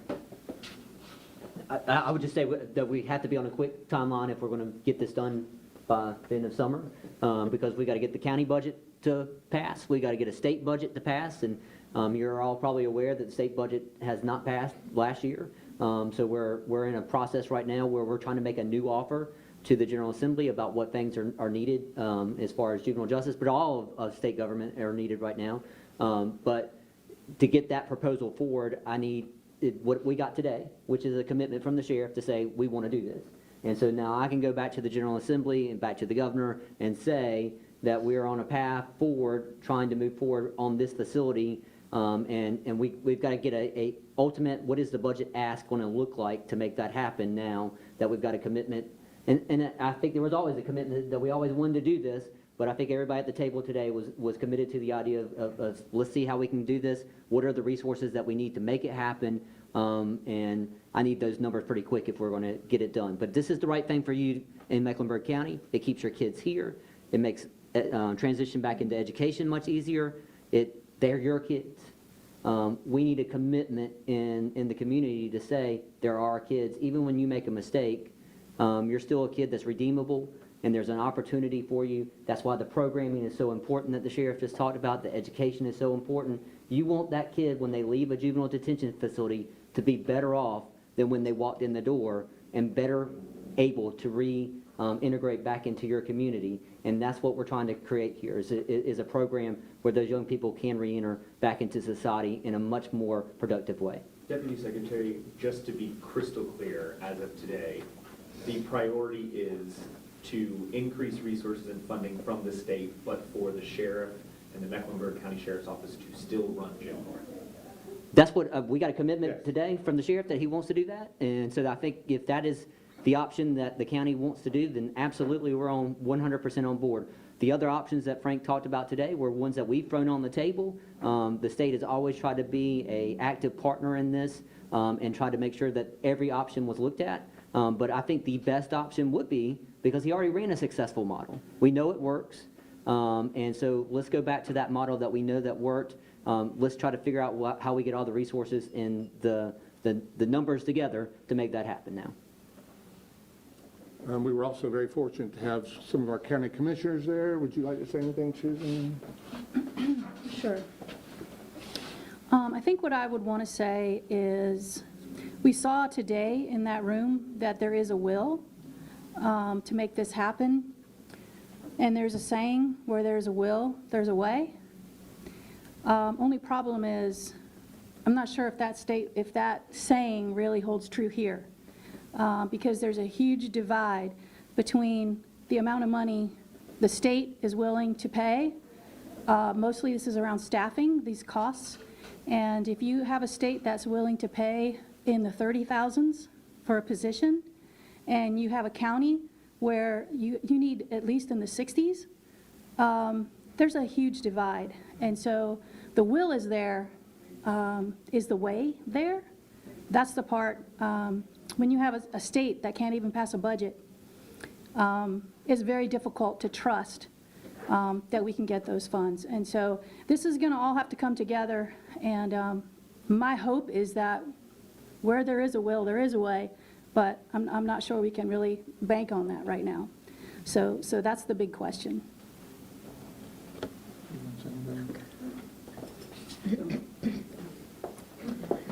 I'm Representative Laura Budd. I represent House District 103 down in South Mecklenburg, but my first job was as a guardian ad litem attorney and advocate, and I had teenagers. So this is an issue that's near and dear to my heart. So I am the perennial optimist. I think there is a way forward, and that was one of the reasons I attended today, was because what I needed to better understand was what are the options, what are the pathways, where are the obstacles and the challenges? Where do we need to make adjustments legislatively so that we can invest back into the community, back into the children, so that when they are re-entering society, that it's not a steep hill for those children to climb, that when they exit the system, as we call it, it's as seamless and smooth as possible, not just for that child and their family, but for the community at large. So I want to thank everybody who came out today, from all the different departments, the agencies, from Raleigh, that sort of thing, because this is what we needed, because I guess in the sense I am the way, with several of the other state lawmakers in the General Assembly, we have to better understand what tax dollars are needed, where we need to invest those so that the return on the investment yields the dividend we're all looking for our children. Thank you. Thank you. Any last questions? Judge Trosh, could you, I know you are in juvenile court, and it is a huge passion of yours, but I just don't think a lot of people who watch and read quite understand the impact from your perspective when we had Jail North before, and now when we don't have it. Specifically, are you seeing more of the same faces in your courtroom, repeat juvenile offenders, now than you were beforehand? So I'm going to frame it this way. The vast majority, about 97% of kids who are in detention centers are diagnosed with a mental health disorder, and almost all of them have one or more traumatic experience. About 78% meet the diagnostic criteria for post-traumatic stress disorder. And research shows that the number one thing that helps a child build resilience and heal from trauma is connection. Connection to one safe, supportive adult. So when children are removed from their community, from their family, from their school, from their natural supports, their people, they are disconnected. And that creates stress, anger, frustration, and anxiety, and it exacerbates all of the problems that contribute to their risk and their risk for delinquency. So the answer is yes, yes. The fact that our children are housed miles and miles away from their families contributes to their risk, increases their needs, and makes them less able to function when they are home. It makes it harder for them to reestablish connection to their school, to reestablish connection with their safe, supportive adults, and to reestablish their sense of purpose and meaning in their community. So that is why research shows that when they are housed in their communities where they can maintain connection to their safe, supportive people and adults, maintain connection to their education and their curriculum, and maintain connection to their community, they just do better. And the reality is, I can tell you this, I've been a judge for a long time, they're coming home, folks. They're coming home. The vast majority of these kids are coming home. And the question we have to ask ourselves is, what have we done when we put them away in a detention center? Have we made them worse or have we made them better? And I know that if we have a juvenile detention center that is operated here in Mecklenburg County by the sheriff, we will make them better. And they will come home better, capable of making better choices and contributing to this community. And that will reduce recidivism. Thank you. Any other questions? Could you just give us kind of a sense, you mentioned the next meeting, it sounds like, is going to be some number crunching or budget talk. Is there a date set for that? And also, could you tell me a little bit more about the number discussions? What will that look like? So we don't have a date set yet. Our next step is to reach out to the county manager, to the sheriff, and to the state, and to find out who from each of those departments need to be at the table, because it is going to be a numbers talk. And we will get those budgetary folks in the room with their bosses and go through this budget that the sheriff has proposed and look for opportunities to try to trim. You heard the sheriff mention that programming is a big piece. The biggest piece of it is staffing. But we also have programs and other auxiliary services that are important. We're going to look for opportunities on where we can maybe streamline some of those things. For example, rather than paying the cost of a full-time psychologist to be on staff, maybe look towards one of our mental health partners in the community to see whether they could bring those resources into the detention center, and they could draw Medicaid funding for doing that. So we're going to be looking at opportunities around that to really try to get the numbers to a point where we can afford to do this in the way that we want it done. Other questions? Sheriff, what was that total number again that you brought to them? Let me get it again, 18? 17? It was 17.8 if I'm not mistaken, and this is after revenue offset. So 17 million, and we closed, we didn't, let me say this, when it was closed, it was 15, about 15. So we're talking about 2 more million. And so we're going to have to look at, it's sad that we're going to say, we're going to have to look at trimming the cost. I know we all talk about giving the kids the best and always talking about what we can do for the kids. So if you truly understand this, are you willing to invest into these kids and not shortcome them about budget? And so that's what we're going to have to look at it. I will be extremely disappointed if we try to trim medical, food. I will be disappointed if we trim anything because all of these things that the kids need, but we're going to have to look at something to make this reality. And we've been at it. We've been talking for over 2 years about it. But I think today we came up with, the bottom line is this: hiring 98 people, and here's the budget. Can we trim from that budget so it will be feasible for the state and the county to fund it together? And that's where we're at. Sheriff, I just got one last question about the budget. You know, is there a threshold of where you can't do this? Well, no, I don't think we're going to always say that we can. For sure. We're going to always do what we can. But when you don't pay for all of the tires on the car and just pay for 3 tires on the car, then your third tire, that third tire is going to go bad quickly.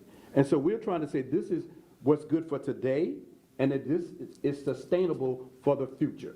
So we're not just talking about today. How are we going to sustain this? Because once we open the door and have these kids come in, then how can we sustain it for 3, 4, 5 years down the road? And you have to understand, if we still had that center open today, it would cost more today. Why? Because gas is more today than it was 5 years ago. So we have to look at that. Everything is inflated, everything goes up. So again, the Mecklenburg County Sheriff's Office has always been at the table. We're always willing to do it.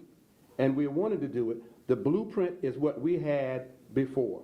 But now the thing is funding it. If the people in all of these areas want to fund it, we have the keys and we're ready to go. Okay. Thank you guys for being here. Anybody up here at the front is available for one-on-one conversation if you would choose to do that. The last thing I want to say is that the Children's Alliance is not dropping the ball on this. We are staying with it. We're going to move at warp speed about trying to get folks together in the room so that we can really talk about budgetary issues and see how we can go down this path and move forward. So thank you all for being here. We appreciate your attention to this very important public policy issue. Thank you.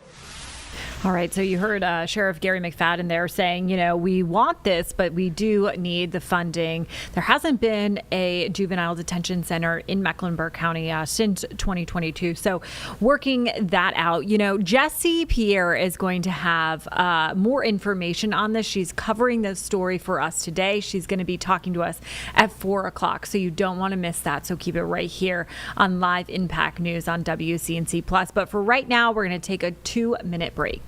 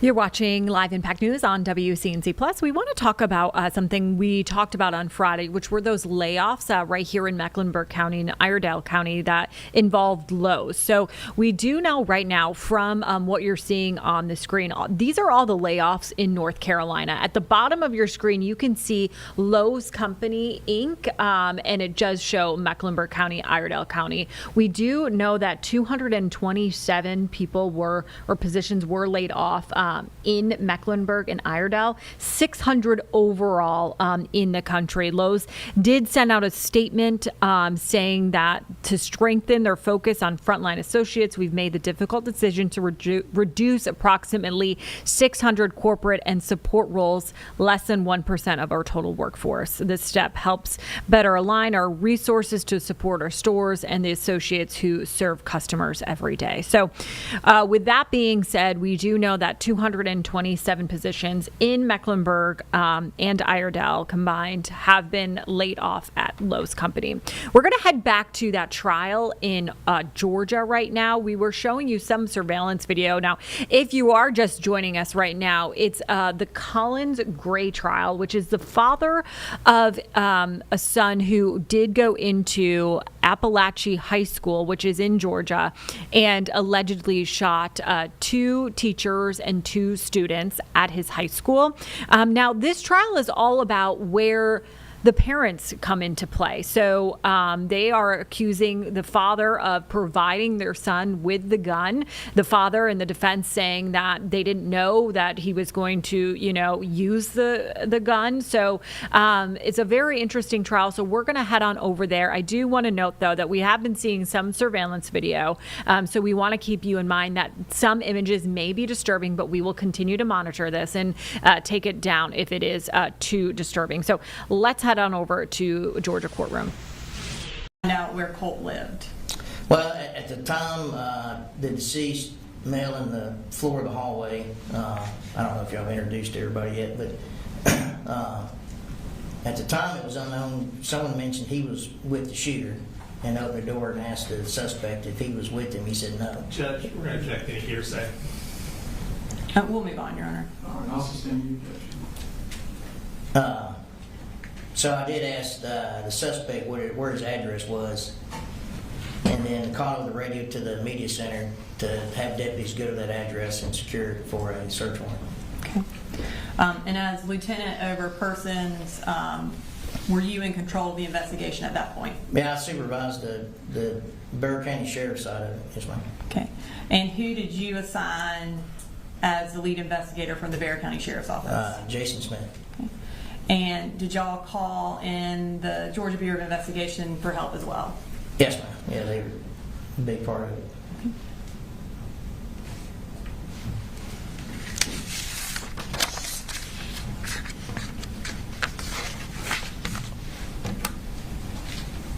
Nothing further. He may have some questions for you, though. Okay. No questions, sir.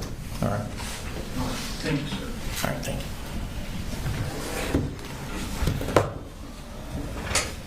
Jurors, I'm looking at you. Are you okay? Do you need a restroom break? All right, state call, sir. State call Jeff Smith.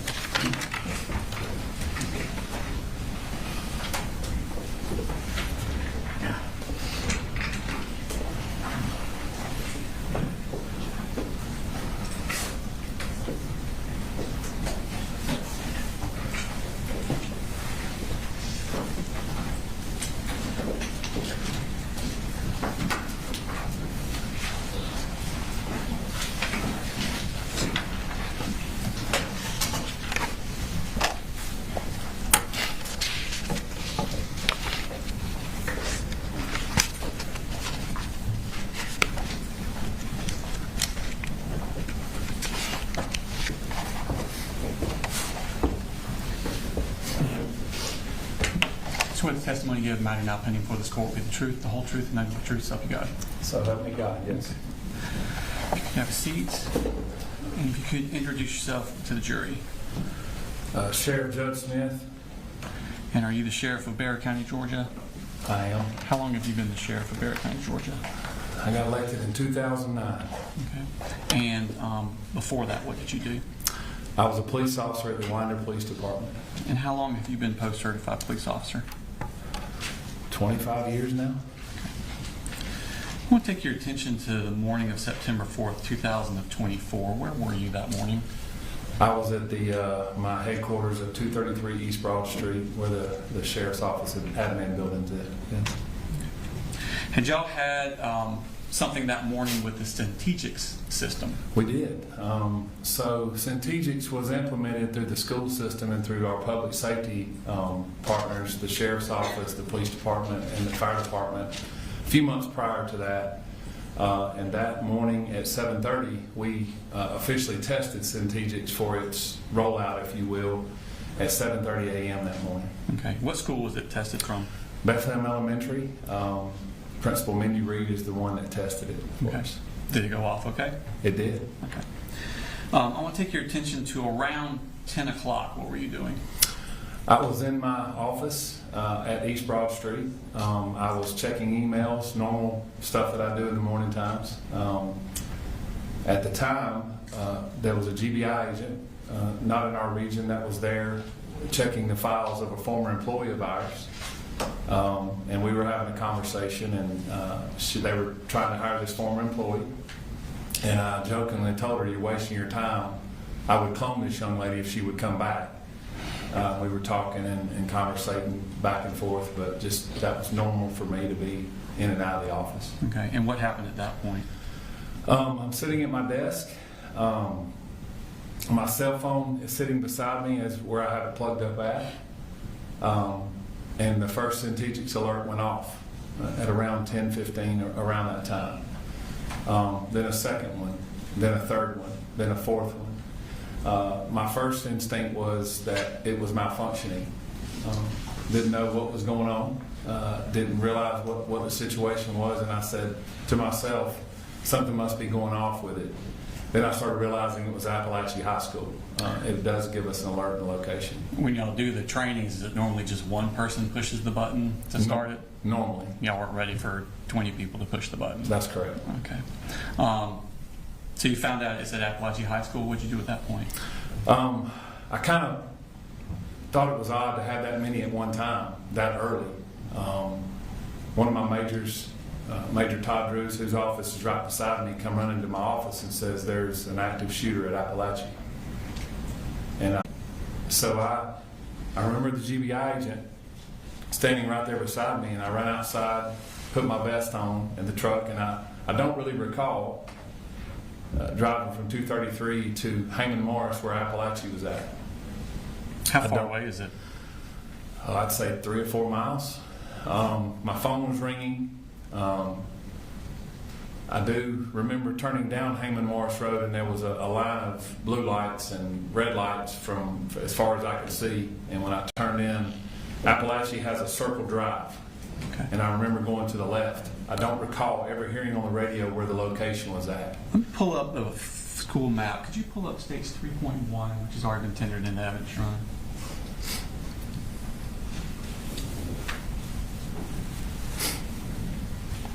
Is that a map of the school? Yes, it is. Okay. Now, where you were, just talk about what you're talking about. Okay, so where the Appalachia High School Barrett County logo is, I pulled here. I think you can touch the screen and it makes that like that. Okay. Players and stuff. So, Did it I work? don't know if you're able to see me right here. I pulled right here behind a fire truck. And as I pulled up, actually the touching's not working for some Sorry. reason. It's fine. There's a should be a someone stole it. There it is. Oh, there you go. Okay, you can use that. Thank you, Ryan. as I turned into the school, I parked right here, and there was a fire truck here, and at that point there were several people pulling up. By the grace of God, when I pulled in there, I run across Tanner Good, who was the former SRO at that school, and I said, "Tanner, where are we going?" And he said, "Jayhawk." Tanner had gotten his patrol rifle out, so he and I intercepted in the middle where the flagpole was at, and we started running that direction. And at that point, I couldn't hear anything. I don't remember or recall hearing anything of that, what the circumstances were. At that point in time, I intercepted Sergeant Schultz, and we had implemented what's called an RTF group, where our fire and EMS. Two of the firemen jumped off the fire truck, which was Jeremy Thayer, who's our captain at the time. He is still with the fire department, and Sergeant Mixon. They got their helmets on, their vests on, and they grabbed their bags, and they started going in the building with us. As we entered the building, we run down this side here, and Jay Hall is here. That's where we entered. I remember specifically giving them orders, because we didn't know if they start shooting out. Who were you giving orders to? To the deputies and the EMTs who were unarmed. They were with you? They were with me on our hip. Okay. I said, if they begin shooting out from inside the building out, do not shoot back in. Okay. That's how we're trained. Do you know how many shooters are in the school? We did not know at the time. Okay. So what did you do at that point? We entered the door, and when I entered the door, I observed who was later to be Colt Gray, handcuffed on the floor, and beside him was a rifle with several magazines laying beside him. Okay. What else did you see?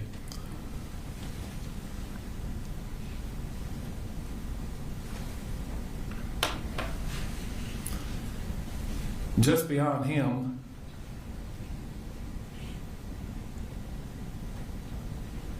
was a person laying face down that I could tell was not moving, and obviously had injuries to that person. Battalion Chief Thayer and Sergeant Mixon went to them first. We were together.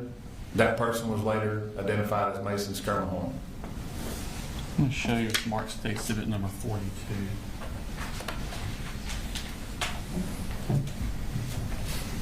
Actually, you identify what that is.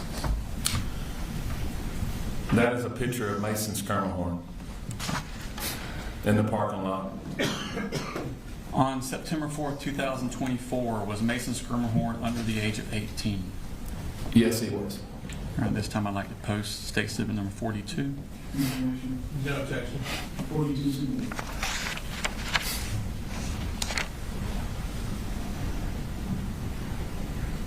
So,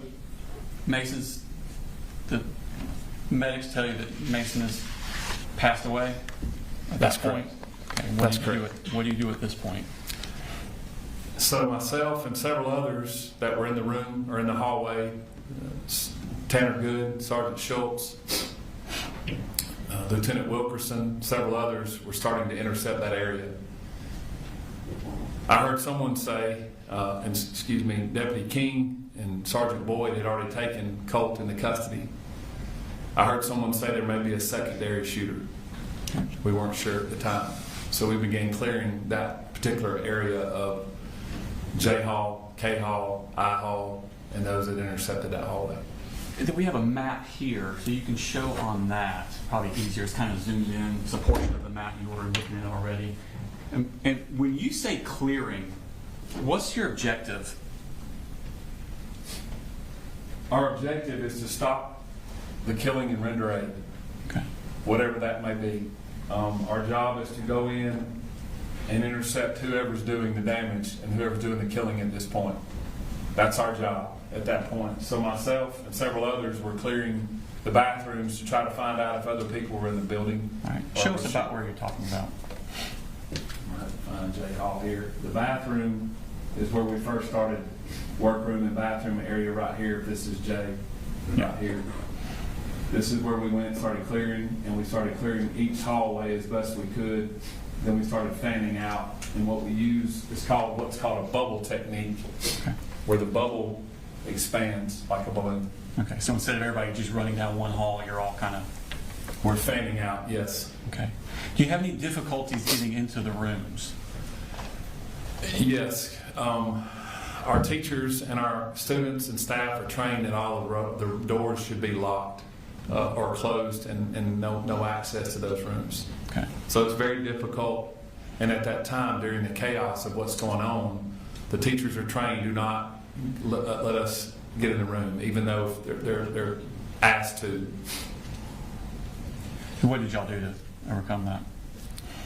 We have keys that are able to let us in the doors after we are able to clear the building later on. So in essence, the teachers and the kids are left to their own defense till we can go to the next room and clear it and make sure that room is safe. That's the difficult part. Once you've cleared for safety purposes, what's your next objective?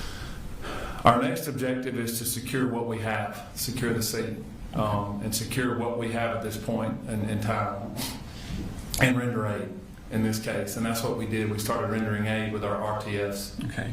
What specifically did you do in the rendering aid part? Obviously, there were numerous people there. I began checking the area, and I came across one of the victims in the hallway. She was laying on the floor. Myself and Captain Rob Curott with the Winder Police Department at the time began rendering aid to her. You know what her name was?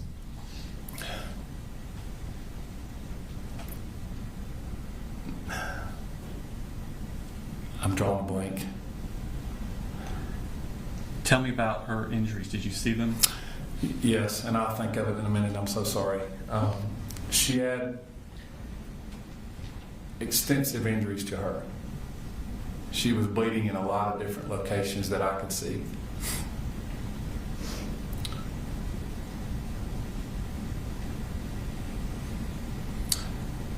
She began talking to us, and I said, let's calm down for just a little bit. And Captain Curott and I were talking to her. And what we have in our RTF bags are what's called a drag bag.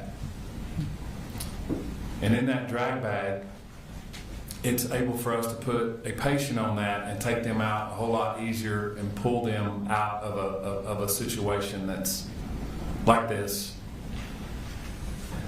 We rolled her over, and I noticed that she had extensive injuries to her forearm and wrist. Devastating injuries. I remember later on I had a lot of blood on me from her injuries.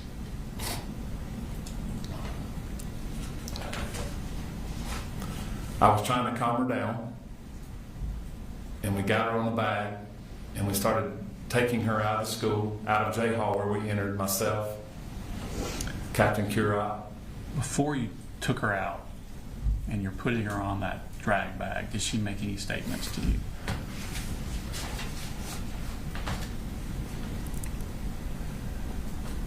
She said, do not cover me with that sheet. Don't cover my face.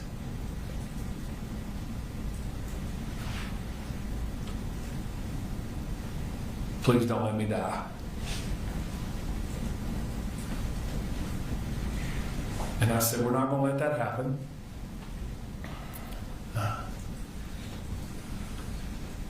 And I remember asking her name, and she said, Natalie.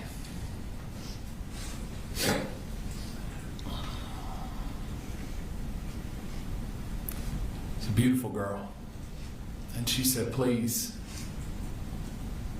don't cover me. And I said, we're not. Did you do any sort of medical type procedure with her? We did. So as we exited the building, Lieutenant Chad Norris had lined up about 4 or 5 ambulances right outside the door. And as we got her outside, I'm trying to calm her down. She's obviously very distraught. She's losing a lot of blood. I yelled for a tourniquet, and I didn't have one on me. And as we were lining up behind one of the ambulances, I yelled for a tourniquet, and Colonel Ham grabbed a tourniquet from one of the ambulances, and it was pink. I'll never forget it being pink. And I leaned down and I said, Natalie, this is not going to feel good. She said, "What do you mean?" I said, "We have to put a tourniquet on you. You're bleeding pretty bad."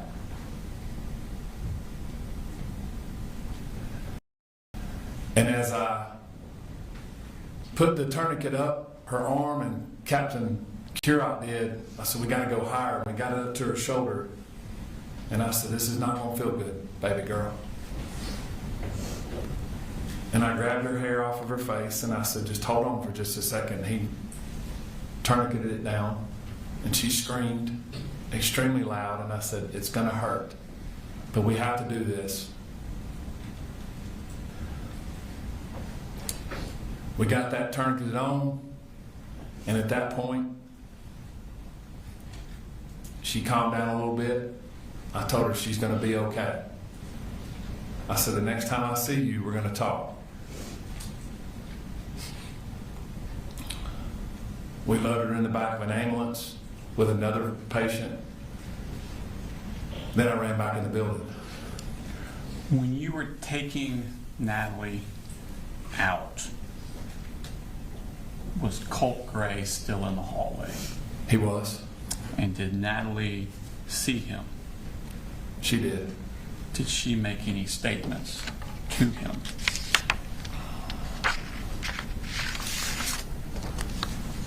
She cursed him and called him some curse words pretty loudly. So Natalie is left in the ambulance. You go back inside. What do you see then? I began assessing the situation as best I could to try to locate. We had many RTF teams in there at that point, rendering aid to people. I walked just beyond the bathroom, and there was a copy room, if you will, and there was a victim that ended up being Miss Irmy in that room that was deceased. I walked down to the left, down, I believe it was K Hall or I Hall. Don't recall which hall it was, but I walked down and I located Coach A. By Coach A, who do you mean? Coach Aspinwall, I'm sorry. That's fine. Coach Aspinwall, we called him Coach A. Leaned down to try to find a pulse because I didn't know if RTF had found him, and he did not have a pulse. I then walked back down the hall. They were rendering aid to Coach Phoenix in an ambulance at that point. They had gotten him out. He was at the classroom beside where Coach Aspinwall was at. I went back down the hall and located the room where Colt had initially shot Natalie and the rest of the victims, and where Christian was laying. And Christian was deceased as well. Was Christian also on September 4th, 2024 under the age of 18? Yes, he was. Okay. What did y'all do at that point? We made the decision to try to evacuate the building as best as possible to get the remaining students and the teachers out of the classrooms as best we could. It was a very difficult decision. Probably one of the decisions that I regret is walking the kids and the students and the staff through that hallway. But I wanted to get them out of the building as quickly as I could and not have them in those classrooms where we had them locked in until we could get it cleared. What was your regret about it? We had to walk the kids to the crime scene.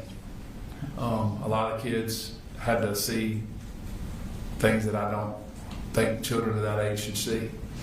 Teachers did not need to see that. But we had to get them out. I wanted to get them out of that building as quickly as possible. And where did y'all take them? We escorted them out of the building to the football field, where we did the unification with the parents and the staff as best we could. When did parents start arriving? Hearing from that law enforcement officer who went into the school giving his testimony there in that case.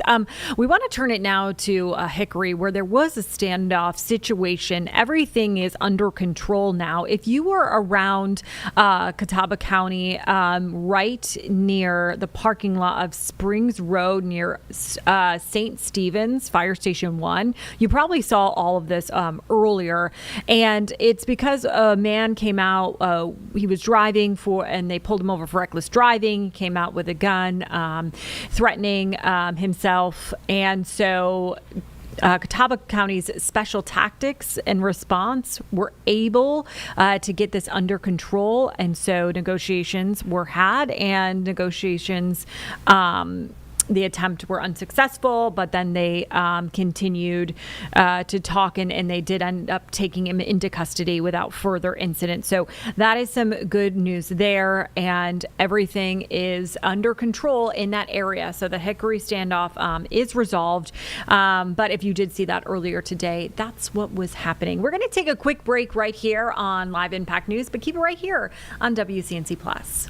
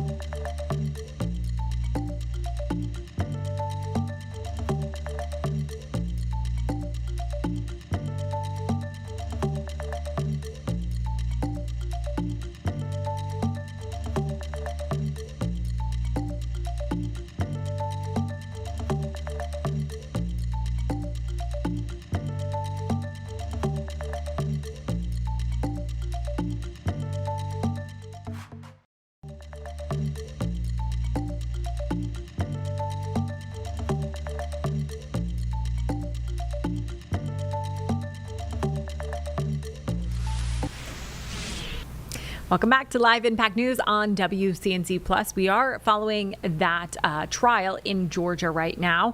Colin Gray, he is the father of the boy accused of killing 2 students and 2 teachers in his high school. So we're going to go back over to that. We do know right now on the stand is a law enforcement officer who was responding that day to the school. So let's take a listen in. But I told her that the deputies were there.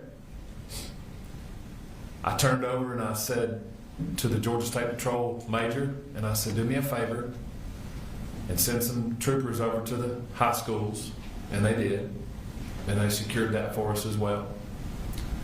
And I had multiple agencies coming up, and I said, let's dispatch to other schools because we're getting these other calls. So by the grace of God, those 150 law enforcement officers were able to be dispatched to other schools and ensure safety for those kids and those staff members and those parents when they got their kids. And were some of those officers dispatched also Bear County Sheriff's Office employees? They were. And then Brandon Bazinet and drawing a blank on his first name, Deputy Townsend. Did they work for you at the time? They did. Okay. At some point, did y'all become aware of a home address for Colt Gray? We did. After doing some research, we did. And did you send deputies to secure that location? As immediately as we could, yes. Okay. At some point, when you're unifying with the parents with children, did you have a task to do at that point?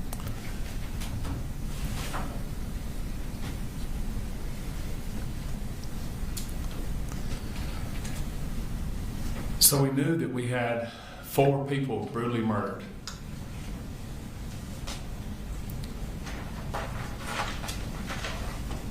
And I had to sit down and doing this 25 years, probably the most difficult thing I've ever had to do is tell 2 sets of families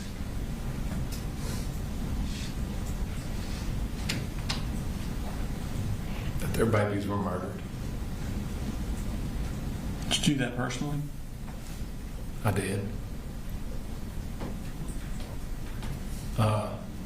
We set up an area with their families,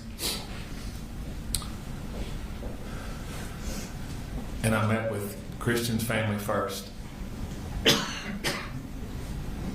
I recruited a couple of school personnel because there was a language barrier between myself and Christian's family, and I had to tell them that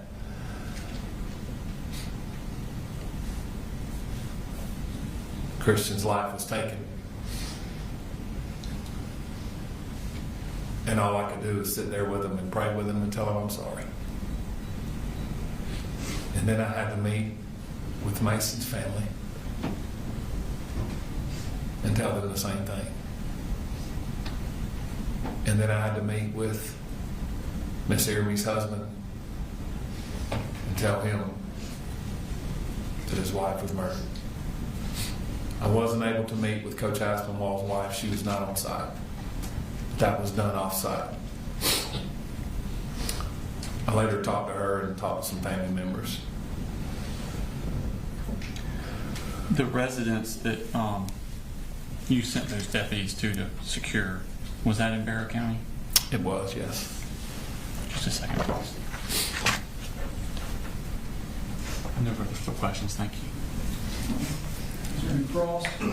No cross, Judge. Thank you. Thank you, sir.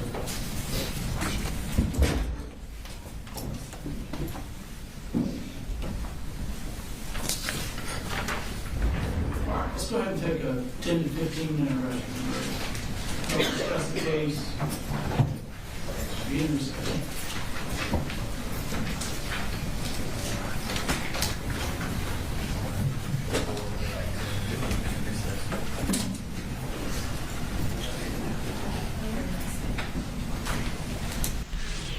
All right, welcome back here on Live Impact News on WCNC Plus. I'm Nick Sturdivant stepping in for Megan Bragg. All right, so you're taking a look now at a rally in March in remembrance of those lost during what has been called by Department of Homeland Security, Operation Metro Surge. And this protest and this rally is calling for ICE to leave Minnesota. So you see those people there. We just got this aerial shot courtesy of our content partner there in Minneapolis, Care 11. So again, a rally in March calling for ICE to leave the state. All right, let's head to break. We'll be back here in just 2 minutes here on Live Impact News on WCNC Plus.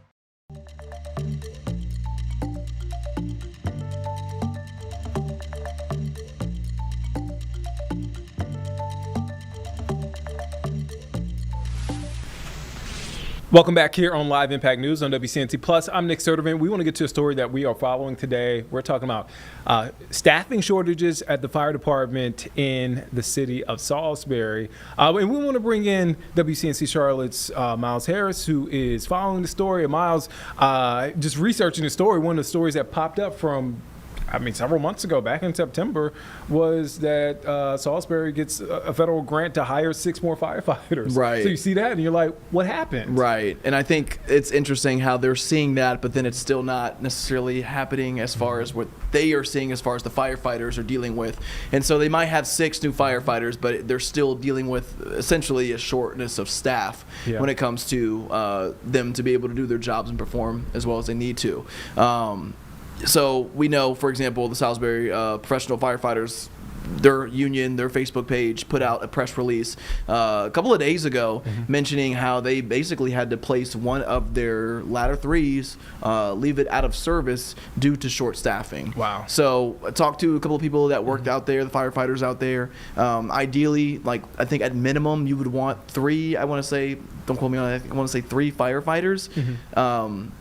Obviously, if you can have 4 or 5, that'd be more ideal, but that's pretty much what they're riding with right now is the bare minimum. And so when they're dealing with that, and then they're just dealing with not having enough firefighters for the turnover, because we know that these guys work on 24, 48-hour shifts. Sometimes those are lingering into 72-hour shifts. And so they're just like, we're short, we're constantly being pushed here and there, and so to the point where they have actually had to leave a truck out of service. Now that begs the question of, hey, are they able to respond in the adequate time that we need to, especially in a department in an area where seconds matter each time? I mean, these are their words as well. I mean, we know that, though, too. So we've been doing some digging into that. Obviously, talked to the union, talked to a couple people that are out there as firefighters. We did just get a response from the city mentioning more along the lines of from a city manager that, you know, when it comes to the temporary removal of that ladder 3 of that truck, they're just saying that that is a common and necessary practice in fire operations. So a little bit of a back and forth with this one as far as I don't want to say one's more legit than the other, but this is just the 2 pieces that we're hearing out of this right Is there now. a pathway forward, though? Yeah, I mean, hopefully more staffing would certainly help, but I think that's where they're struggling as well, is getting people to get there but then stay there, right? Whether that means they need to get better staffing. And we know that from the firefighters that I talked to today, and obviously based on what I've seen on social media, they are going to keep kind of beating this drum until they get the answers and more adequate service. I mean, we get it when it comes to a degree, working strenuous hours, whether we're covering breaking news or whether we're having to get up to cover a morning show or an evening show. I understand that. And they're just asking for more help as far as depth, as far as their department. I also know that they do have a city meeting tomorrow in Salisbury where I know that I believe their chief is going to be at that meeting as well. So definitely would look to seeing this being a conversation in that meeting as well. But this has been something that they have and showed me that they have filed these pressers back from even 2021. So this has been a conversation for a while. They're just hoping to get answers at this point. Did they? You said 2021. My last question before I let you leave. Does COVID have anything to do with that? I think 2021. I totally get your point. I'm trying to make a connection here, I think it's more about like the money and how that money is being used, and so like, and at least that's more of the questions that I'm getting from the union. Okay. Where it's more of, okay, like we get this grant, and we might be hiring 6 new firefighters, but then the majority of that grant, I'm just being hypothetical here, majority of that grant might be going to building new buildings or to putting into tools like a fire truck or putting into other things, as of putting it into a salary to hire more staffers on your team, which is probably more of what they're asking for than a brand new building. So that's where there's a kind of a disconnect, and so they're trying to get on the same page with the city. They feel as though they're not getting that answer from the city, so now they're asking for the community to put their hand in it and say, hey, this is a concern for you guys as well. Let your city leaders know. Anything public safety, folks, they speak out, they speak up, and so you said that meeting is tomorrow, so we look forward to seeing what comes from that. Miles, when can folks catch your story? 5:30. I'm about to run out here and get editing, man. So I'm about to get out here and get going, man. But 5:30 tonight. So I'm not gonna hold you up, man. Miles, you can catch your story at 5:30. Miles, thank you for your time. Appreciate you guys, man. Let's take a quick break. We'll be back here in just 2 minutes here on Live Impact News on WCNC Plus.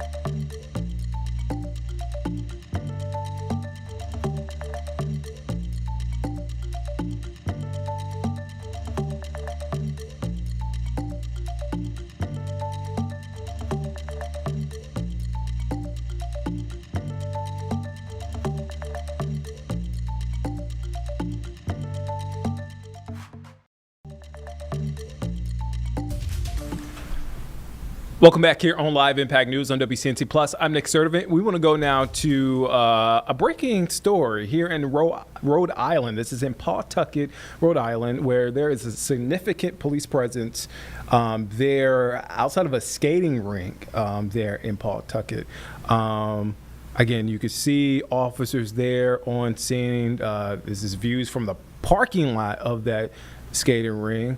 So we're getting this information from the NBC affiliate in Rhode Island, WJAR, and this is aerials. This is an aerial shot of that scene, kind of flying all over, getting an idea and getting a sense of what's happening there. I saw a school bus. It looks like I was wondering if the back parking lot was a medical triage. Yeah. I mean, it's very hard to see as the helicopter is repositioning itself, Nick, from the producer chair here, but that looked more like an ambulance and almost like staging areas where you might triage. I can't say that for sure because we were moving so quickly. Right. So again, all we know right now, a significant police presence there at that skating rink in Pawtucket, Rhode Island. We'll continue to keep an eye on that. We also want to take you now to Minnesota, and we mentioned this before we went to break. This is a live look at an Ice Out rally and march there in Minneapolis. Of course, as we've been covering, federal agents have been in Minneapolis. Is it safe to say, James, months at this point? Months at this point. In recent weeks, obviously, we've had, we've covered here on Live Impact News, deadly shootings involving federal agents. So again, this is a live look at that Ice Out rally and march in Minneapolis. Yeah, the shooting of Renee Good was January 7th, and obviously federal law enforcement was there prior to that, yeah. Okay. All right, so let's shift gears now. We'll shift now to Israel. So Senator Lindsey Graham, Republican out of South Carolina, speaking in Israel today. We played a little bit of that earlier, but we want to take you back there now. Help the IDF. He wants to create a partnership outside of the aid number. I like that idea. The wars of the future are being planned here in Israel because if you're not one step ahead of the enemy, you suffer. The most clever, creative military forces on the planet are here in Israel because they have to be to survive. So what we're looking at is that Israel is advancing down the road of new weaponry far beyond us, and it would be nice to have a process where we could be partners. Hi. Thank you for being here. From Channel 12. I'm trying to understand, based on your conversation with Prime Minister Netanyahu and President Trump, are we closer to a deal with Iran, or are we closer? I think they're. What will be negotiated tomorrow? Because I think. Iran keeps saying it's nuclear program. Well, Israel's worried about the ballistic missile program, support for regional terrorism, and the nuclear program. I'm worried about all three. The track record of Iran is abysmal when it comes to keeping their word. You got to understand who you're dealing with. The Ayatollah wants to do three things. He wants to purify Islam, which means Saudi Arabia has to bend to his will as a Shiite. He wants to destroy the state of Israel because he thinks y'all are evil, that the Jews should not have a state, that God commands him to kill all the Jews. He wants to come after the United States, my country, because we're infidels. Well, I believe he believes all three. I believe if he had a nuclear weapon, he would use it to advance his religious cause. Israel can't afford to be wrong about this. So when I look at the Ayatollah, I take the man at his word. He's a religious Nazi. And the answer to, controlling religion, no. The answer to insisting that the United States bend our will to that of the Ayatollah, no. Senator Graham, questions, please. You mentioned you're going to Saudi Arabia. Are you concerned with what some Israeli officials and some U.S. Jewish organizations have raised as anti-Semitic stance that Saudi Arabia has been? I'm concerned about some of the rhetoric being directed toward the United Arab Emirates. The one takeaway from my visit to Israel is how the Israeli leadership and the military and the civilian side have such high opinions of MBZ as a leader and UAE as a country. It's just everybody wanted me to know that these people and the United Arab Emirates and MBZ have been a trusted and great ally. I've got to know MBS pretty well. I think his vision for the region of integration and economic growth and AI dominance can only happen with a region not on perpetual fire. As long as the Ayatollah's around, he's up to no good. If the regime does collapse because of the demand of the Iranian people, then I think this region will explode in a good way. If the Ayatollah is still standing, it will explode in a bad way. But if we do answer the call of the Iranian people to help them in their time of great stress, and the regime falls, I think we have tremendous opportunity nobody could even dreamed of a couple of years ago. And another question, President Trump recently called Israeli President Herzog disgraceful for not yet pardoning Prime Minister Netanyahu. Well, I'll leave that up to the President Herzog. I hope they can resolve that issue. But one thing that President Trump said Saturday, do you want regime change in Iran? He said, well, it seems like that would be the best thing that could happen. For 47 years, they've been talking and talking and talking. And in the meantime, we've lost a lot of lives. So let's see what happens. I think that's a great description before we stand with Iran. Do you think the Prime Minister should be granted a pardon? Huh? Do you think the Prime Minister I'll leave that up to people here. It seems to me that all the attention, I don't know what your legal system's like, but for a defendant to have to go and talk for 2 years about a case is a bit odd. Lahat Markov, Jewish Insider. Do you actually think that diplomacy with Iran could lead to the fall of Iranian? I think I support the idea of getting the route outcome and the diplomacy lines in the water. I think it will bear fruit. Well, based on the behavior of the regime in the past, no, but maybe this is a new time. We won't know till we try. If diplomacy does not succeed, how do you bring about regime change? Is it taking out the Ayatollah? Well, I think the regime will collapse with sustained pressure. It's so weak. They fly F-14s. A lot's happened since Top Gun 1. So the Air Force that's a great movie, but it's made in the 80s. So I don't like their chances in the sky. They have a lot of ballistic missiles. They could hurt us. They could do damage to Israel. But every day that goes by in the war, they get less capable. We get more because we have such a dominant advantage. There is risk associated with taking the regime down militarily. But the risk compared to the risk of doing nothing is small. When you were in Munich, you were alongside Reza Pahlavi, the Crown Prince of Iran. Do you think that he would be the right person to come in and visit? I think he'll be one of the right people, but the right person or the right groups will be chosen by the Iranian people.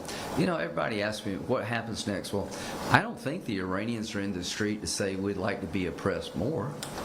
It seems to me they want less Ayatollah, not more Ayatollah. Doesn't seem to me that they are out in the streets to build a nuclear weapon to blow everybody up. Seems to me they're out in the streets to demand a better life, better food, better housing, better living conditions. Not live in a country so wicked and sick, really. Nothing describes the darkness better than the Iranian regime under the Ayatollah. Nothing explains the light better than the protesters in Iran and the IDF and associated groups who've taken the fight to radical Islam after October the 7th. They represent, I think, the best in humanity. Okay? One last question. Military option alone can honestly overthrow this regime? Do you honestly believe that the military option by itself can overthrow this regime? I think what will happen to the regime is it will lose its power to maintain its hold over the people. Now, how do you do that? You kill the people who do the killing. See if the next guy wants to volunteer knowing what happened to the one before. You decapitate the regime, you go after the infrastructure that allows them to torment the people, and you stay committed, and you stay determined, and the people are out in the streets, they're in the homes. I think we have a wonderful opportunity, a magical opportunity to end the terrorism caused by the Ayatollah's regime. Again, two things. The response of Israel after October the 7th has gotten us to this point because they've been pounding the hell out of Iran. And the people now are in the streets demanding a better life. Those two things together, I think, are the best explanation as to why regime change is likely. Wouldn't it entail American troops on the ground No, in Iran? we don't need American troops on the ground in Iran, but we need America understanding the threats over here can come home. 19 hijackers in Saudi Arabia killed 3,000 Americans. The only reason they didn't kill more is they couldn't find a way to kill more of us. So you got to have some of us over here, but we don't need boots on the ground in Iran. We need to partner with Israel if we do a military operation to make sure we get the highest and best benefit of our capabilities. To those who believe you should confront evil, you're right. To those who believe it doesn't exist, you're wrong. To those who want to appease, it never works. We've got a chance here to stop this regime. History would judge us poorly if we let the Ayatollah off the hook. How many times could we have stopped Hitler? A bunch. Somebody probably asked in 1935, what would Germany look like if you killed Hitler? I wish somebody had tried successfully. So you're speaking about killing the Ayatollah? The Ayatollah represents evil incarnate to me. What do you think about reports that President Trump has given the Prime Minister Netanyahu the green light to strike Iran's recent music program with I think it's not lost upon anybody. We're sending military capability into the region, the United States, to supplement what our friends in Israel have if we have to use a military option. To anybody who believes that the Ayatollah can withstand all of this and stay in power and not affect the United States, you're wrong. If this man, the Ayatollah, and his regime survive all this bluster, then not only does Hamas, Hezbollah, and the Houthis not go away, they come back stronger. The likelihood of normalization under those conditions is zero. The Arabs will go back in their corner. Trying to get a better deal with Putin in Ukraine goes to zero. You'll see how we said one thing and did another in the Mideast. It will affect us in Russia, Ukraine. We'll make it more likely China will take Taiwan. The opposite is true too. If we follow through, if we have to, and we deliver a decisive blow working with the Iranian people to end this nightmare in Iran, then a new dawn breaks. Something that nobody even envisioned 2 years ago becomes more likely than not. Thank you. Thank you. All right, so we want to go back to that breaking news in Pawtucket, Rhode Island. This is a live look from WJAR, NBC affiliate there in Rhode Island. So here's what we're learning. New information. A significant police presence there this afternoon at an ice rink in Pawtucket where a shooting was reported. Now, the response was centered on the Dennis M. Lynch Arena there. A high school hockey game was taking place. And that's really all we have. Not much as far as information, but some new details. Again, just want to recap. Hockey game taking place, a reported shooting at the ice rink. And again, this is at the Dennis M. Lynch Arena in Pawtucket, Rhode Island. You can see the aerials and then the ground from the shot right there outside of the arena. We've seen players come out. We've seen, obviously, police in that response. So we'll continue to keep an eye on this developing story as more information comes in. All right, let's take a quick break. We'll be back here in just 2 minutes here on Live Impact News on WCNC Plus.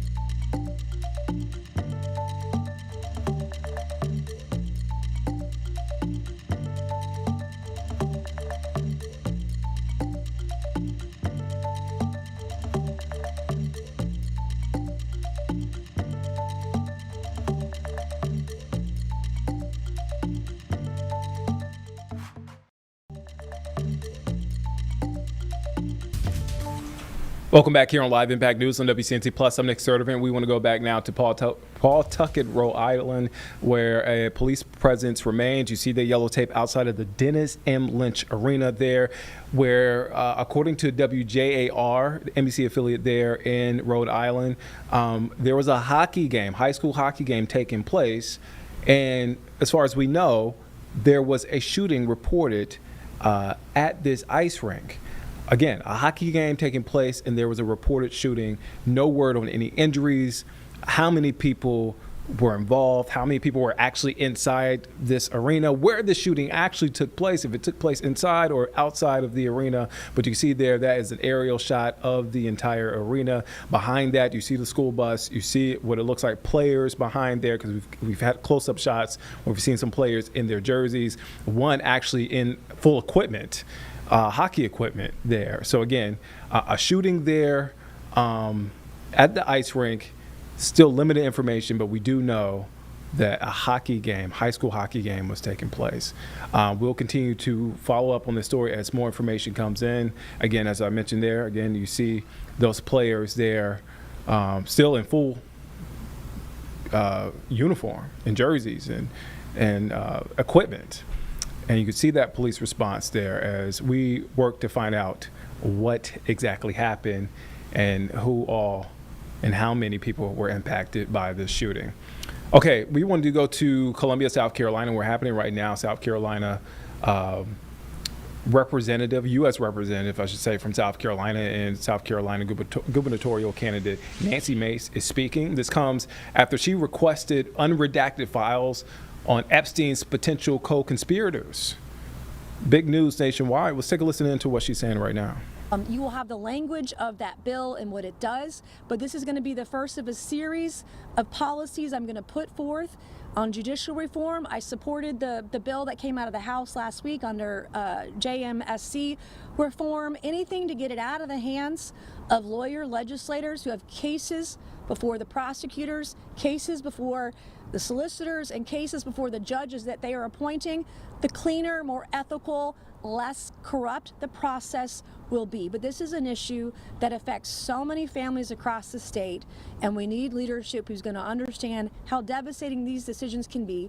What goes on, and I've learned recently, because I was pro se for a couple of weeks, not much longer, but I learned through the judicial process about all these privileges and what rights I had that I didn't know that I had, and how some of my rights have been taken away in a court of law. And so I'm going to work very hard not only to reduce taxes to zero, work on illegal immigration, work on the energy crisis that our state is in right now. We've got to have judicial reform. People want a fair shot, a fair chance in our court system, and this is the first step to doing so. Now, transitioning to Epstein, on Saturday night, the DOJ decided that they would tell the world that they've released every single document related to the Epstein files that they were required to by law, and then they threw out a list of names of high-profile people. Those are not all the files. They're holding on to files. In fact, I sent a letter to the DOJ on Thursday requesting a list of files that they removed from their website because they threw up some files and they took the files back down. I want to know how many files, what files they were, and why they were taken down. Now, some excuses are, well, the files weren't properly redacted. Well, if they were not properly redacted, what was improper about them, and when are they going back up? And so that's problematic. As I read through their letter and their excuses about how they are protected by certain privileges at the DOJ, they don't have those privileges, okay? So when a case is concluded and the investigation is over and there are going to be no more indictments, you can't hide behind a work product doctrine, work product privilege, and other privileges that they are citing, because the case is over and the case is closed. And I believe the DOJ has recently acknowledged they are not going to make any more arrests, and there's no indication that they are. So they cannot, it would not hold up in a court of law when a federal judge decides that they release all the documents properly. The answer is going to be... All right, so we want to get to a live report from Rhode Island. Again, a shooting at a skating ring. Let's take a listen in. Huge police presence here as we were driving north up towards Pawtucket. There were ambulances going south. There's the whole area around here is blocked off by police tape. I was being stopped as I was trying to get myself to the scene here. Looks like people are sitting outside. Not a ton of movement, but if you look all the way down this street, red and blue, sirens and lights are going on for blocks. Everything is starting to be kind of taped off. We're seeing caution tape around here. We're seeing all sorts of law enforcement. Looks like Pawtucket Fire and Rescue is here. It was not a school day, so there are not, we don't know how many students were inside. We're trying to get as much information as we can, but a lot is really unknown right now. The most that I can tell you from what I'm seeing is Warwick Police is here, Pawtucket Fire and Rescue is here. There's people standing outside. We don't see people coming out. That's really the extent of what I can describe to you for, what I'm seeing. We'll continue to, keep you updated. We're going to try to talk to some law enforcement to try to get a better understanding of what is happening, what do we know. There's a lot that is unknown. The level of police presence and response here is really quite large. And, as we were driving up and down on the highway, that is, really what we could see is people all around the area, not just in Pawtucket, were responding to the situation as it rapidly unfolds here. I'll toss it back to you. All right, so again, that is a live report there from Pawtucket, Rhode Island, where a shooting reported there at an ice rink where a hockey game was taking place. Let's go back now closer to home. We want to go to Columbia, South Carolina. We brought this to you just moments ago before that live report. This is Representative Nancy Mace holding a press conference outside of South Carolina State House. Let's take a listen in. Very suspicious sort of stuff. I think there's more going on than meets the eye, and we're going to get to the bottom of it. Again, this is not political for me. This is deeply personal. I met recently with the victims last week. In fact, it was on the 1-year anniversary of my floor speech, and I'll be doing everything I can to expose the truth, regardless of who it names. My list of names when I put it out will be nonpartisan. It'll be equal opportunity, Democrats and Republicans. I don't care who you are, but if you are affiliated with this monster, we're going to expose it. So with that, I'll take some questions on either thing. How many bills is your JMSC judicial reform package? I haven't decided yet. I'm working through it in real time, but it'll be probably at least a half dozen or so. So some of it I support already. So there's like 2 bills right now about magistrates having law degrees and how they, I support that. I would consider something like that a piece of it. Term limits on judges, whether or not lawyer legislators can have any bit of the process of this, that's going to be no. They should not be involved in any process of picking judges if you are an attorney. The level of, I think, potential corruption there is just too grave and too high. But also, we've got to be able to have a real way to get these people out of there and impeach them too. And the same thing goes with solicitors. I mean, you have some counties, like in Sumter County, at one point last year, Sumter County had over 60 murder cases and attempted murder cases on the docket that weren't being tried. In Charleston County, over 350 murder cases and attempted murder cases not being tried. The number of people that are coming to my office every day on different cases. There's a murder case that I'm going to expose here soon that was in another county, and this was a disabled man who was stabbed to death in 2017. And this was going to be a state prosecuted case. It's 2026, 9 years. Do you think there's ever been a trial? And his murderer is walking free 9 years later. So there's just so much that's broken with the system. I'm taking what I've learned and then gonna show how to fix it. Are you gonna try to push for the legislature is not involved in actually voting on judges? What's that? You want a situation where the legislature... Oh, for sure. I've drafted a bill for that already.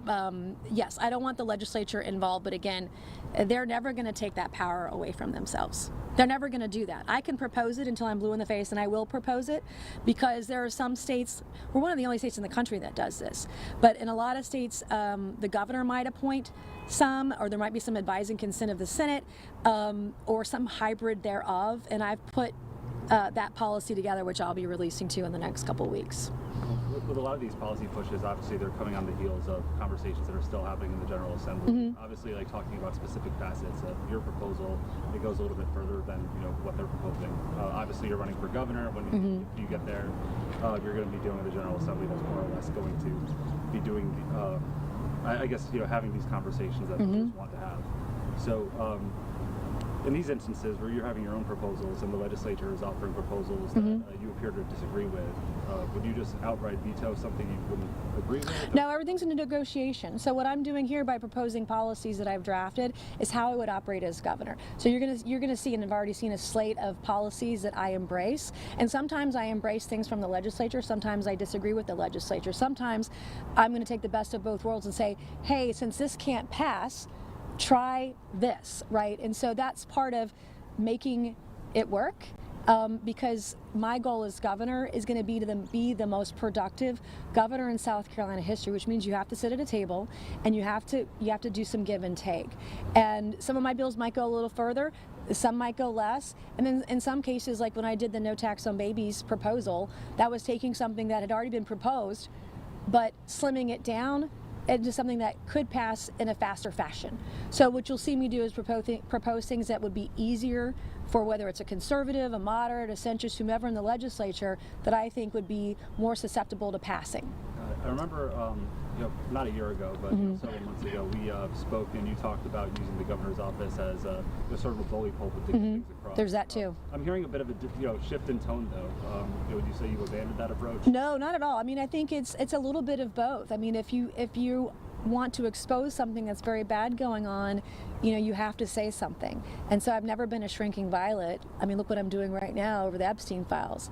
Some would say against my personal and professional, to my detriment, but it's the right moral thing to do. I mean, I just watched a video that someone sent me on the way over here about a state senator saying that someone tried to entice him with $100,000 to vote on the tort reform bill. That kind of thing has to be exposed and it can't go on. So I think it's a bit of both of negotiating. What you all haven't reported on yet is I'm the 22nd most bipartisan member of Congress. And so the press will report one thing. I've actually been very successful. I just passed a bill out of the Oversight Committee unanimously. Actually two bills. Every single Republican and Democrat on the committee voted for it. And so I know that if I'm looking at something I want to get across the finish line, well, where can I find that common ground? Where can we find that middle ground to actually get something done? And I know that as governor, I won't get everything that I want, but neither will the legislature. So, we do have to work together, and there's going to be a bit of that in the process. Congresswoman, on that note of sort of working with the legislature but also standing firm on your priorities, are there previous South Carolina governors that you would look to as kind of a model on that? I'm my own person. You have timing on a lieutenant governor announcement? Nope. Do you have a short list or anything? Yeah, I got a short list. Want to share it with us? Nope. No. No, it's all cooking with gas right now.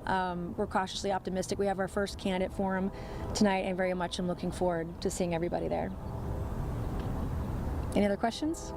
Representative Mason, Attorney General Pam Bondi released a letter to Congress saying no records were withheld on the basis of embarrassment, reputational harm, or political sensitivity. What would you say to that? That's not true.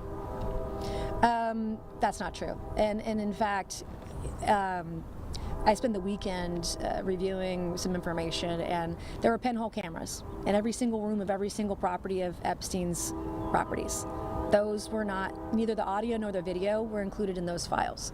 There were cameras throughout his planes, audio and video.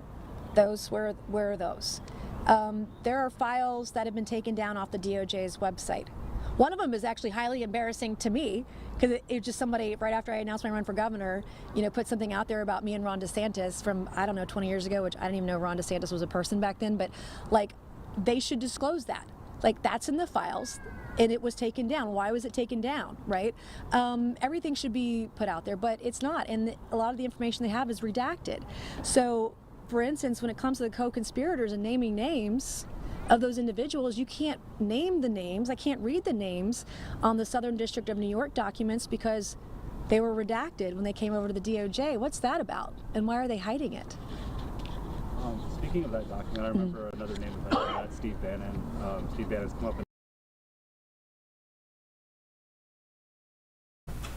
All right, so that is Nancy Mace wrapping up that press conference there at the State House in South Carolina. Let's take a quick break. We'll be back here in just 2 minutes here on Live Impact News on WCNC Plus.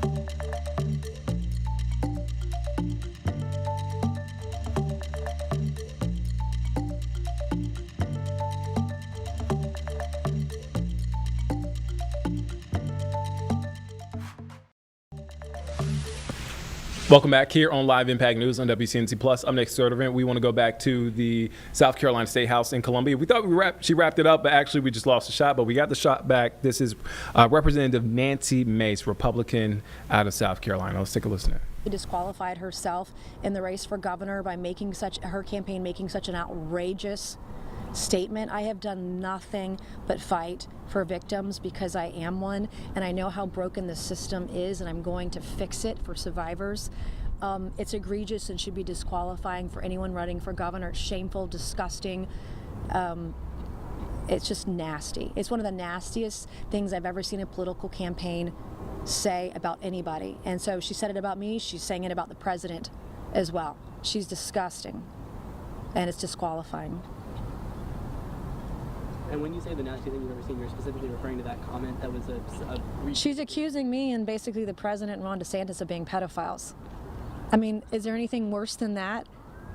I mean, that's disqualifying. She shouldn't even be on the stage tonight. She shouldn't be on the stage for any of the debates, making that kind of claim about basically that logic, the president, myself, and a sitting governor. I mean, it's disgusting and it's shameful. And it is fully disqualifying in her run for governor. And she needs to fire the people on her campaign that are saying those kinds of things about me and the president. You're referring to Justin Evans and Chris Grant? Yep. Got it. I mean, and to give, what was the excuse? Oh, they've gone rogue. No, this is your campaign making these claims about your opponent who's leading in the governor's race, and by extension, the president, because his name's in the files. And I can't help some lunatic wrote an email anonymously right after my announcement for governor. You know what I mean? Anything after 2019 is literally on the crazy train. So I've done a lot of interviews, and I would caution you all, if you're looking at an email in the Epstein files after 2019, it's crazy train. You need to look at the stuff from earlier, prior 2018 and prior. That's where the more legitimate claims and information reside in the files. So. Anything else? All right, good to see y'all. See you on the campaign trail soon. Thank you. All right, so that press conference just wrapping up. Representative Nancy Mace also running for governor there in South Carolina. Okay, beautiful day outside, folks. Beautiful, beautiful day. Let's get a check off our forecast right now. Well, after After yesterday's rain, the sunshine feels fantastic, and the good news is we get to hold on to it all throughout the day. Clear sunny skies out there in Lake Norman, but truthfully, it doesn't matter where you're watching from. Today is going to be really beautiful all across the Carolinas, even right here in the Queen City. Temperatures will also be nice, rising back into the lower end of the 60s. No clouds out there this afternoon, overlooking beautiful Dallas. And again, temperatures today, low 60s, clear sunny skies. Honestly, today's forecast is my favorite when I looked at my entire 7-day forecast. So hopefully you can get outside and enjoy it. I know lots of people are home from work today because of President's Day. Of course, those kids are home from school today as well. Be a good day to send them outside to play. Now tomorrow, still pretty nice. Few more clouds on the way, but warmer temperatures. And then later on this week, we do have mid-70s ahead, but it's not going to be perfectly gorgeous with mid-70s. It is going to be warmer, but cloudier, and then we have some rain showers on the way. This morning, it was a little chilly heading outside. We were at 39 degrees here in Charlotte, 31 in Hickory, and then by this afternoon, we will top off at 62 degrees, so a nice swing in those temperatures. Clear into the afternoon and clear after sunset tonight. So with that being said, we'll get a little chilly even into the overnight hours. Still plenty of time to soak it up though, even out there in the mountains. Out there in Blowing Rock, 55 degrees for your afternoon high, nearing 60 degrees there in Boone. I saw so many kiddos out there on the sled hill. Lots of people skiing and snowboarding today with their day off from possible work. Low 60s out there in Hickory and Maiden, 61 in Taylorsville, and low 60s, 62 in Concord and Albemarle. Much of the same as we're heading to the south. So today is gorgeous, going to stay warm, and it is going to stay dry. Into the overnight hours tonight, temperatures drop back down right around those mid-30s, so a little chilly as you're heading out the door tomorrow. If you have any kids who are heading back to school tomorrow, make sure they have a heavier jacket. They're going to need it in the morning, might not need it though by recess time. We will have some fog develop overnight tonight and into tomorrow, and I suspect that we will have pockets of dense fog that may reduce down visibility. That'll be something to watch for if you're heading out early tomorrow. Then that fog will mix out, and then our Tuesday forecast is looking nice as well. Mid-60s for most of us with a good mix of sun and clouds, and then we're turning up the heat with temperatures rising back into the 70s from Thursday and into Friday. Look at this, 76 degrees. Man, that's going to feel nice. Unfortunately, like I mentioned, we will have a ton of cloud coverage, and then rain showers start to push through Friday and into Saturday, followed by cooler temperatures this weekend. Let's get you through our futurecast. If you have plans for your Monday evening, it's going to be nice if you want to take the dogs for a walk after dinner time tonight. As we're waking up tomorrow morning, clear skies, temperatures in the 30s, warming back up into the 60s by Tuesday afternoon with increasing cloud coverage by Wednesday. Middle half of our week towards the end of our week, plan for a whole lot more cloud coverage, and then like I mentioned, we will have more rain showers, especially Friday and into Saturday. There is still some uncertainty as to the timing of it specifically, but I would say just check back in with our WCNC weather team because we're really tracking that carefully for you. Most of our models are indicating that next storm system could bring in another inch of rain for us, which would be great. We need more rain even after yesterday's soaker. Here's a Jerry Hunt Supercenter 7-day forecast. Beautiful blue sunny skies today. Low 60s, getting mighty warm as we're finishing off the work week. Keep the rain gear handy. You'll want it by Friday and into Saturday, and pleasant conditions return by Sunday.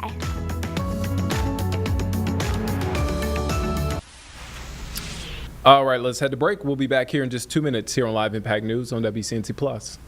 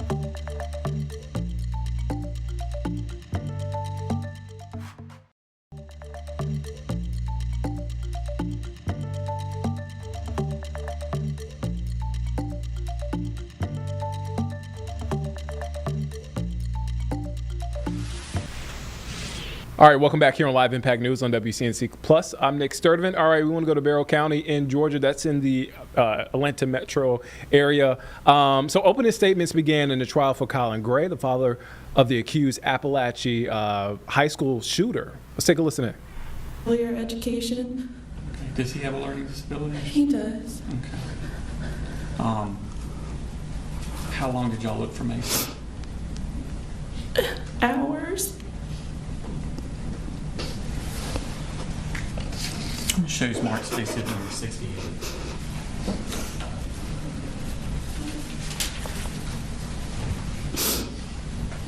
As you realize this.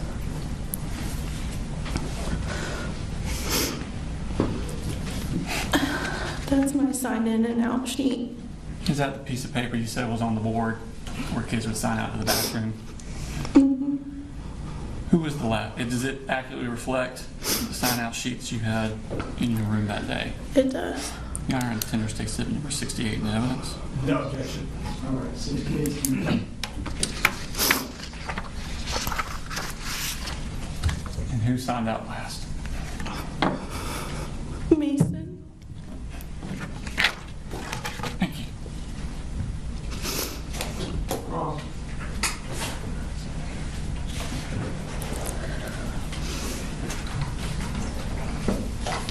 No questions, John. Thank you, ma'am. You're coming out. Thank you.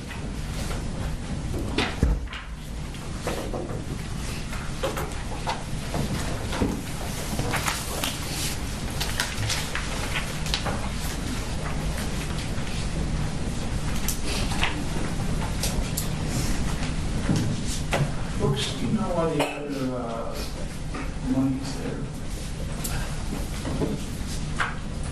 You said what? Do you know why that's there? Yes, when they get up and point to the board. All right, second calls next, please. State calls Jacqueline Garcia.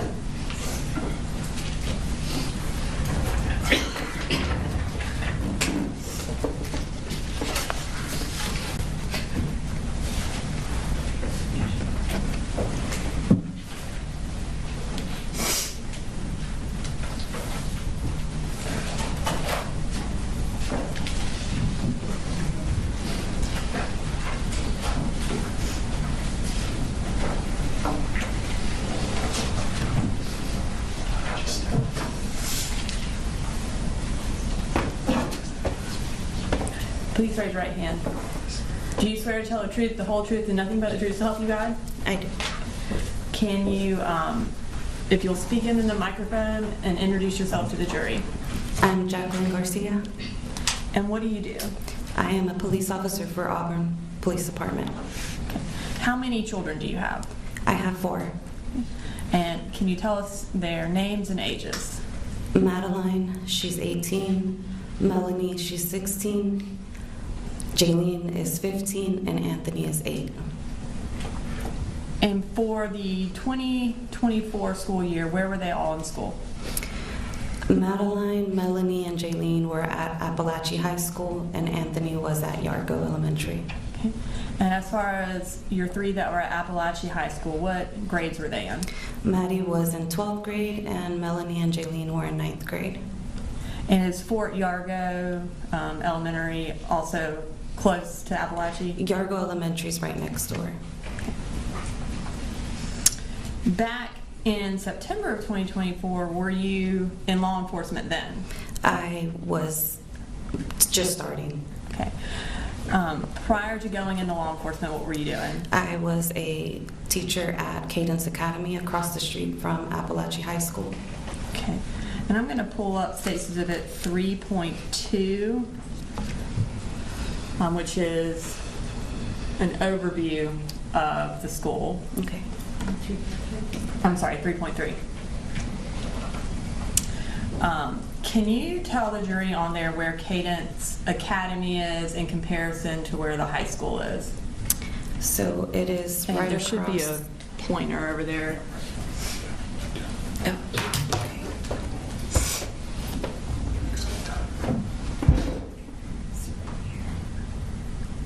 And so that was Cadence? That's Cadence Academy. All right, and is, if you will then, that circle, is that where the entrance to Appalachia is? This is the entrance, and this is the side entrance to the parking lot. Okay, thank you. So on September 4th of 2024, were you working at Cadence Academy? I was. Okay. And since you started law enforcement shortly after that, was this one of your last weeks there? Yes, I had just put in my 2 weeks notice. Were all of your children at school on September 4th? Yes, they were. Okay. For Melanie, who was her second period teacher? Coach Ryan. And who was Jaylene's second period teacher? Miss Greer. We heard a 911 call earlier from a Jaylene. Was that your daughter who called 911? Yes.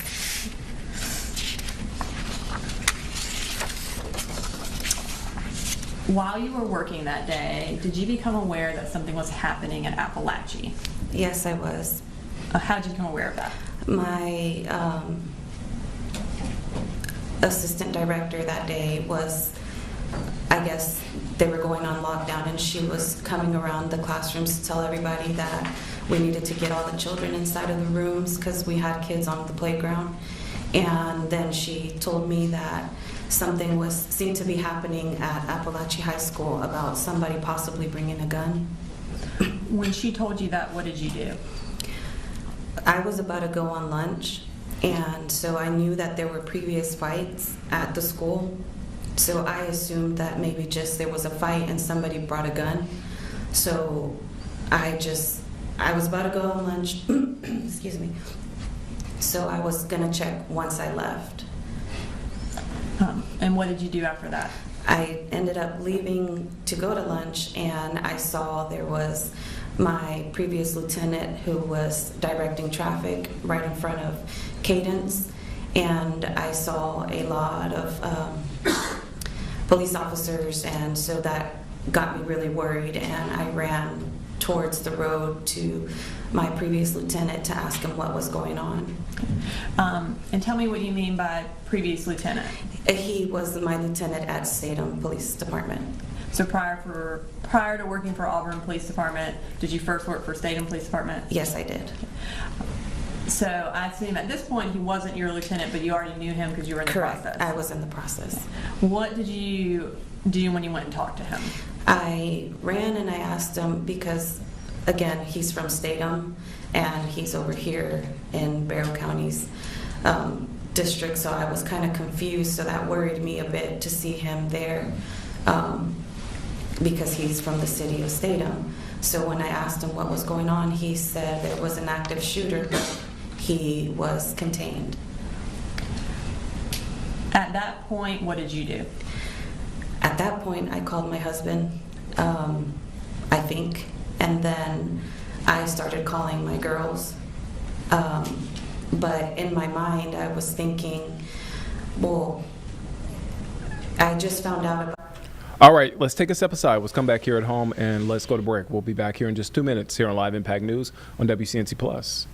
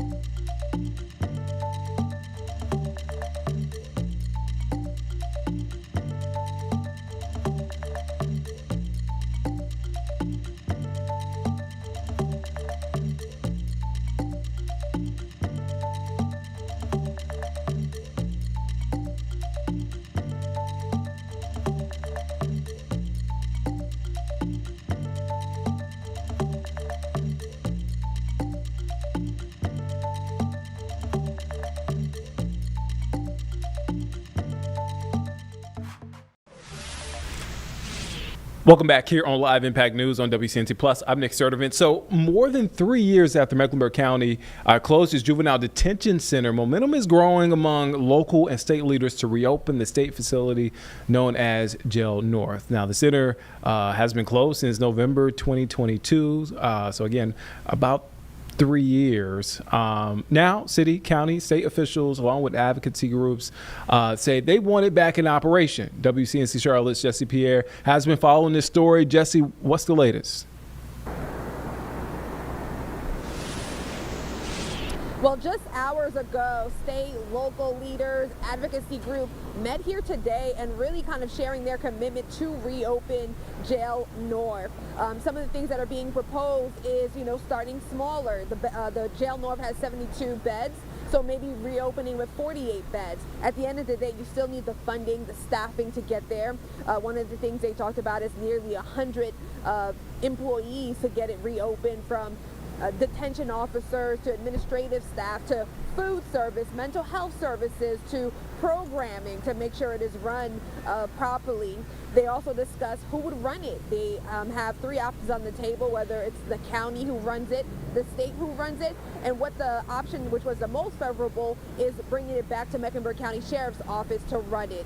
And so really it comes down to this price tag. Now they're saying nearly $18 million is needed. This amount would be shared between the state and the county, but that is what they're saying is needed to reopen it. And when we asked the sheriff, what is the goal? He had an ambitious goal to have the jail reopened by the end of the summer servicing teams. Right now, what is happening is, since there's no detention center here in the Mecklenburg County, they're being sent outside of this county. As of right now, the majority in Cabarrus County, but it's still, creates a distance when it comes to access to your family support, legal services, and then when you have court, you're being transported. That's an extra cost, transported back here to Mecklenburg County. So all of these things are part of the reasons they want to have this jail, this detention center reopened here in Mecklenburg County, so they can better serve the teens that are impacted, because they do essentially, at the end of all this, come back to this county. Nick? All right, that's Jesse Pierre with the latest on Jail North. You can catch Jesse at 6 and 7 o'clock tonight. Jesse, thank you. All right, let's take a quick break. We'll be back here in just 2 minutes here on Live Impact News on WCNC Plus.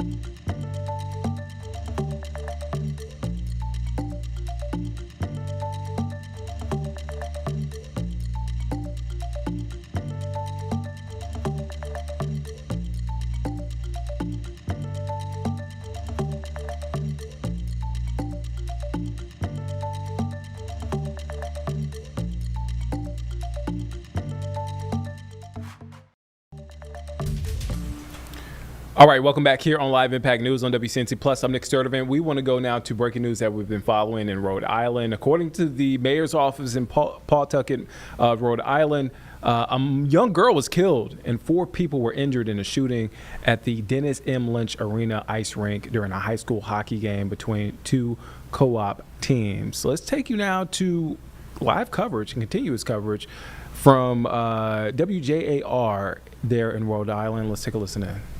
Get onto, so they have a ride to leave here. There was an area just around the corner where there were still some hockey players, and it looked like parents who were still waiting around on the backside of the arena. Again, with a lot of police officers still here, but again, our understanding is that the active shooter situation is over. The mayor's office tells me that the shooter is dead. Of course, as we've been reporting, terribly, another person is dead, a young female. 4 other victims are in the hospital. As Nicole was alluding to, there was talk that there may be a press conference coming up. We're not sure of that. We were just told by a police officer they're asking the media to gather in one spot. We're not sure if that's what that's for, but again, we're on the other side, the back side of the arena, but there's police cars lining the outside of the Dennis Lynch Arena. As we mentioned, here comes one of those buses, a RIPTA bus coming at us with a police officer in front that it appeared that some of the hockey players got onto, and there's an ambulance coming around the corner as well, but I don't think anybody is in the ambulance. I think this ambulance is just leaving the scene. It had been staged on the street the whole time we've been here. But again, 4 people, as far as we are told by the mayor's office, are in the hospital right now. We're not sure of the severity of their injuries after this shooting inside the Dennis Lynch ice arena during a hockey game between 2 high school teams, co-ops of multiple schools in our area. But again, it's been an effort going on here from this side of the arena that I've been on to get the hockey players and it looks like some of their fans and school staff on the buses to get them out of the area. As we see, I'm seeing some more police officers walk toward the bus. At this point, we're not really sure what they're waiting for. They're sitting in the middle of the street here. So we're awaiting more details. Again, we've got Nicole on one side, Leanna's at the hospital, Mike's at another hospital. Just trying to find out what happened. But again, the reports are that the shooting was inside the ice arena now a couple of hours ago. Patrice, back to you. Now, Brian, I actually have a question about this because I see so many emergency vehicles behind you and then, regular cars just parked on the side of the street. Have they blocked this off to traffic? Are you seeing regular drivers getting by, or are there street closures? No, on this section of Broad Street, it was closed off. There were police officers waiting earlier. I'm not sure now. I mean, practically you couldn't get through here because of the activity. As you can see here, it looks like there's more student athletes getting onto a bus right now. That may have been what they were waiting for. Again, most of them were just have been in the parking lot since we've been here, waiting for, it appears, a ride. And any other services after this shooting. We're not sure how close everybody was to the shooting in terms of the players and where they were in relation to it at the time. But again, there's now an effort to get them onto RIPTA buses to get them away from the arena. Here, Tammy. You said earlier, Brian, that there were some parents that were still standing around in the parking lot. Is there a staging area for them? Are they just waiting in the parking lot? Are they waiting for their loved ones? It seemed like a coordinated effort. The ones we saw when we arrived were in the parking lot on the back side of the arena. It looked like they were waiting. As you can see now, there's people getting onto the buses here, leaving the back side of the arena. There's a player right there with his hockey gear, some of it's still on. I'm seeing over here a player hug some family members over to the side. On the other side of the police tape here. So it was a coordinated effort. I didn't want to make it sound like they were just standing around unsupervised. Again, I think that was one team was in one area. We saw a different team get on a bus about 15-20 minutes ago, Patrice. Very good, thank you. And it's always, shakes you just to see families outside of situations like this hugging, embracing, you know, wearing blankets because they haven't been able to go inside because they were part of this tragic situation. They are going to live with this for the rest of their lives. Exactly. You know, even if their child did walk out okay, the parents are going to live with this, the students are going to live with this the rest of their lives. It's something that you will never forget and something that you will probably fear for the rest of your life as well. Every time you go to one of these games, every time you go to the theater, you're going to be looking for where the exits are. Exactly. So just a heartbreaking situation. We have reporters spanned out across the area right now. We want to get to Mike Cerullo. He's outside of Miriam Hospital. So again, we do know that 4 victims are in the hospital. It's unclear which hospitals. Mike, at last check, you saw a lot of ambulances. You couldn't confirm, of course, where they were coming from. Can you tell us anything right now? Do you know if any of those victims are at Miriam Hospital? Well, right now we are still working to confirm whether those ambulances were related to this tragedy that took place in Pawtucket, but I'll show you what we're looking at right now. We have a couple ambulances at the moment. We've seen people unloaded from these ambulances. It didn't appear like they were related to that scene that happened in Pawtucket, but since then we've seen several ambulances come and go. It seems to be more normal operations at this point, but when we first got here, there were about 8 ambulances that we could count that were right outside the emergency department here at Miriam Hospital. This is about 10 minutes away driving from that scene in Pawtucket where this tragedy unfolded. Of course, the biggest question on loved ones of these 4 victims who are in the hospital, the biggest question on their mind right now must be how their children are doing, how severe are their injuries, will they make it, and just a heartbreaking thought to have at this point. Again, 10 minutes away from where this all happened. We did see a lot of activity here. Don't know whether it was related to this scene, but just within the last 15 minutes, we've seen a lot of those ambulances that were from all over, by the way. We saw Providence, we saw Lincoln, we saw East Providence. We did see an ambulance from Pawtucket as well here at Miriam Hospital. We saw them kind of take off within the past 15 minutes, but still a lot of questions right now. We know those 4 victims were taken to hospitals nearby, and we know unfortunately that 5th victim, a young girl, has died. That's according to the mayor's office. The suspect also dead at this point. So still a lot of questions as to where these victims were taken. Leanna has been at Rhode Island Hospital as well, showing you the scene there. There was some activity in the aftermath of the shooting there as well. So we're still trying to figure out where these victims are taken and most importantly, how they're doing tonight. Obviously, a heavy thought for loved ones and for everybody in our communities here in southeastern New England as well as Rhode Island in general. Definitely a tragedy that touched all areas of our viewing area and just so many families tonight as they wonder just how these other 4 victims are going to be doing in the hospital. But I'm going to send it back to you. This is the scene out here. Again, not a lot of activity at the moment. These ambulances appear to be unrelated, but we'll send it back to you and we'll still work to try and figure out how those victims are doing. And Mike, you've had a little bit too much practice with this lately because you were covering the shooting, the active shooting situation at Brown University as well. You know, it's a heavy time. You hate to see it happen once, and to see it happen twice is just unimaginable once again. Really heavy hearts all across our state. So many people are still trying to heal from that tragedy that we had at Brown, and now this is just another tragedy that we're going to have to heal from. So many families impacted and lives that are changed forever. It's truly heartbreaking and tragic. All right, Mike, we'll let you go now and see what else you can find out about if they have any victims at Miriam Hospital. In the meantime, we just got this comment from North Providence Public Schools. It says, as you may have heard on the news this afternoon, there was a shooting that occurred at the Dennis Lynch ice rink in Pawtucket.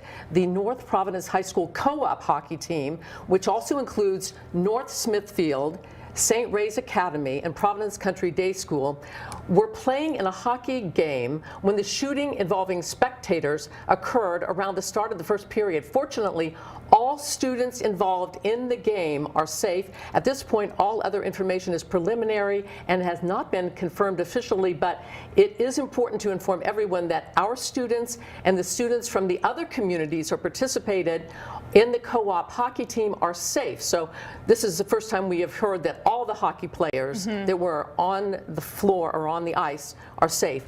Our thoughts and prayers go out to those involved in this tragic incident. So again, we do know that the shooter is dead and that a young girl is dead, but apparently that happened in the stands. Okay, so that is new information that we are just getting into the newsroom. We do want to go back out to Nicole Mader. She is live outside of the arena. And Nicole, I'm hearing that you're speaking to a student who was there. Yeah, we just spoke to a student. He was not inside of the arena, but he said that he was just inside taking photos with him yesterday. And I'm wondering if I can go over and speak to him here. Hi, we were just listening to you speak, and you were saying that you live just down the street and you were inside of that arena just yesterday. Can you tell us a little bit about what you make of the situation that has unfolded here today? I wasn't in the exact arena yesterday. However, I live just about 5 minutes across. I see the street. I see this arena when I pass school every day, but my immediate reaction is just heartbreak. It's so devastating, you know, to hear about something so similar happened 2 months ago over at Brown, and now some place that I pass by every day. It sucks. Does it hit more deeply because you live in this area, you know this area? I'm sure you've passed some of the students that were in that arena today on the street. Whether it happened here or across the country, you know, you hate to hear it. It does. I can't lie. It does hit a lot harder now that I live so close, and these are people, these are schools that I'm so aware of and so familiar with that I can't really wrap my head around it. How do you think, I know I was just down the street, a couple minutes ago, and I was watching students who were walking out of the arena, and they were shaken. Some of them were crying. Some of them were clearly, physically shaken up. Tell me a little bit about how you think that this might impact you as a high school student, your friends, emotionally, just experiencing this. Well, living here my whole life, I'm 18 years old, and I've been around high school sports for a while. I think the most we can do is just reflect. This is going to be on a lot of people's minds for a really long time, as it should be, and just think about how we can move forward and just care for one another. It's just to be unified. I think it's just the most important part right now. It's going to be a difficult situation to fully grasp for a lot of us. We're still so young, and I imagine there are a lot of people just like me in there. And before we let you go, will you just tell us your name? My name's Kevin Hernandez. Thank you so much for taking a couple minutes to talk to us. So there still are, as he was just saying, this is deeply, deeply, deeply emotional for people, young people especially, high school students, college students who, who think every day about if a shooting is going to happen in their schools, at their sporting areas. We are about to get set up for a press conference where hopefully we will get some more information about what happened. But, this young, very eloquent man mentioned the Brown University shooting that just happened just over 2 months ago. This is so deeply traumatizing for the community here, especially for young people here.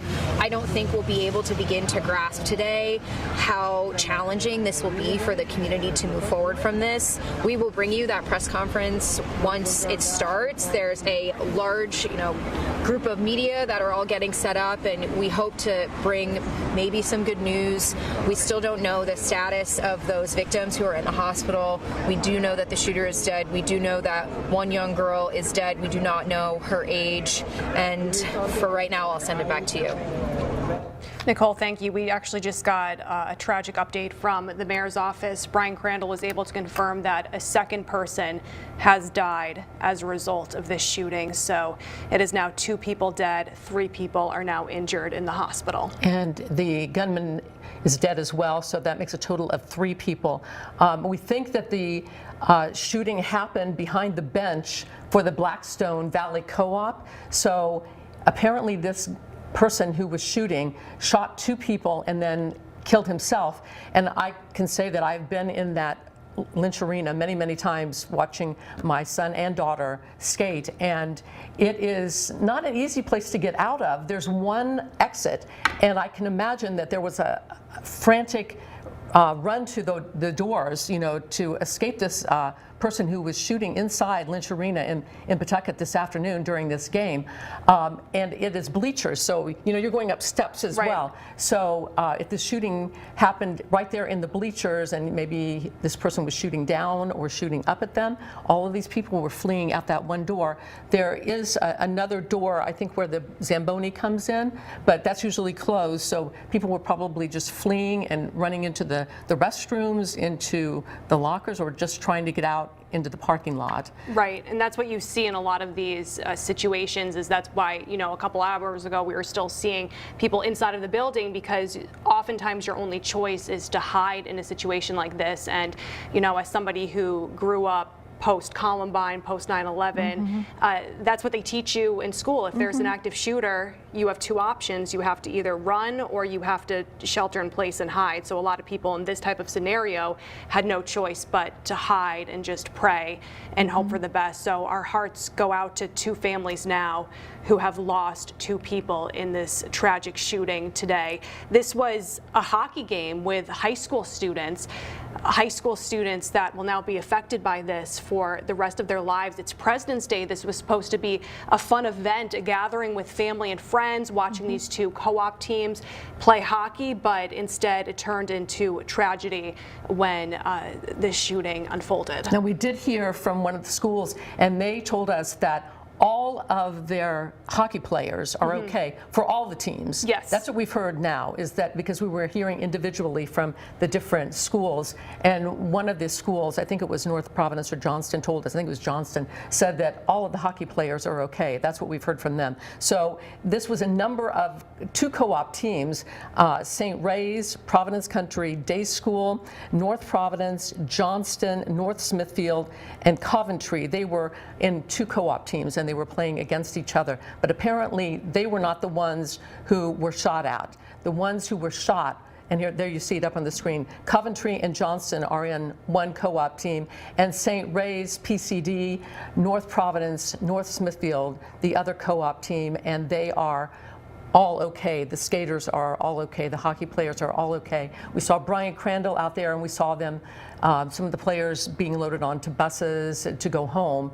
But unfortunately, we know that a number of people have been injured. We have 3 people in the hospital, 3 people dead, including the gunman. Yes, and with those 3 people injured, we still don't know their status right now. We don't know the extent of their injuries. Obviously, it happened very quickly within, a time span of the shooting happened around 2-something, and it's now 4:30. We learned that the second victim has died in this shooting. So we do want to take you back out to the hospitals. Mike Cerullo is at Miriam Hospital. Mike, you've been trying to get some information on whether any of those 3 remaining victims are at Miriam Hospital or perhaps one of the other hospitals in Providence. We have Leanna outside of Rhode Island Hospital. What can you tell us? We've been reaching out to the spokespeople for these hospitals, and we haven't heard just yet exactly where these victims were taken, but we do know that Miriam Hospital is just about a 10-minute drive, maybe even a little less, from where this all happened. Now, when we first got here, about 30 minutes ago, maybe a little longer, we saw about 8 ambulances from all over Rhode Island. You can see right now just this Lincoln ambulance remains from that scene. Unclear if any of those ambulances or if this Lincoln ambulance were related to this tragic shooting that took place. We did see Providence, East Providence. We saw Pawtucket, an ambulance from Pawtucket here as well, and several other communities around Rhode Island. And now, obviously, the big question on so many parents and families' minds for these 3 victims who remain in the hospital is just how severe their injuries are. Are they going to make it? It's heartbreaking to even think that, but just we don't know yet exactly how severe they were hurt as part of this horrible shooting, and so many families, it's weighing on them tonight, and even people in the community. We had a man drive by and just ask why we were here at Miriam Hospital, and we explained to him that there was this tragic incident in Pawtucket, and just the entire community reeling. You could see the response on this man's face as he was learning of this tragedy, as so many of you are right now. Again, we know that two of the victims have died, according to the mayor's office. We know that 3 were taken to the hospital, and we know that the suspected shooter has also died as well. But this outside behind me is the scene at Miriam Hospital. A lot of activity when we first got here, but at this time, it appears a lot of those ambulances from out of town have left. Just this one Lincoln ambulance behind me is still at the scene, or out here as well. Now, we've seen patients that appear to be unrelated to what happened in Pawtucket unloaded here, and it does appear to be getting back to normal hospital activities. But so many of us in the coming hours, days, weeks,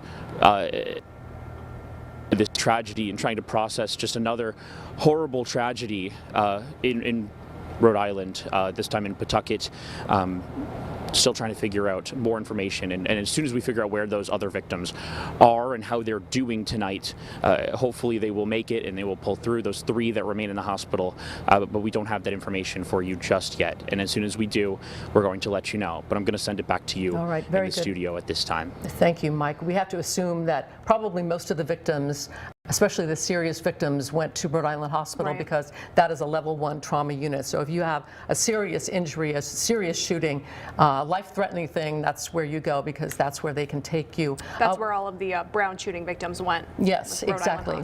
Exactly. So we want to go out to Brian Crandall and Gene Valicenti, who are on the scene now at Lynch Arena, where there was an active shooter earlier. That shooter has now killed himself, but 2 people are dead and 3 people are injured. Brian and Gene.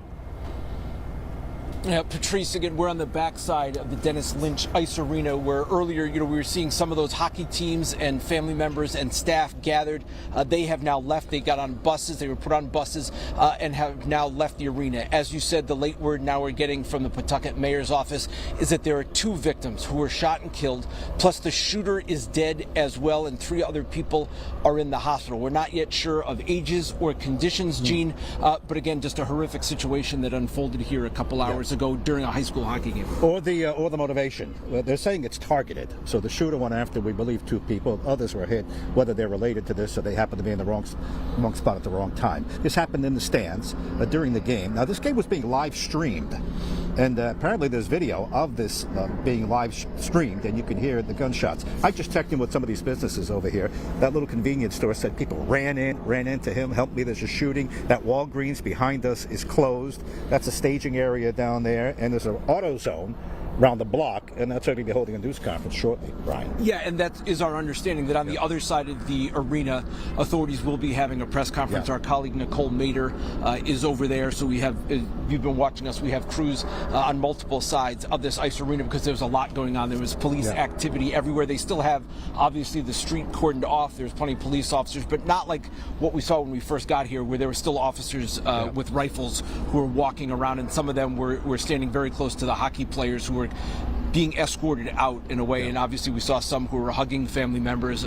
We could anticipate that some were just being reunited. Family members heard what happened and were rushing down to the scene. They still have pretty much half of the downtown is closed. This street is closed, that street's closed. The whole perimeter around here is closed. You're not going to be able to get here. The traffic getting out of downtown is pretty bad.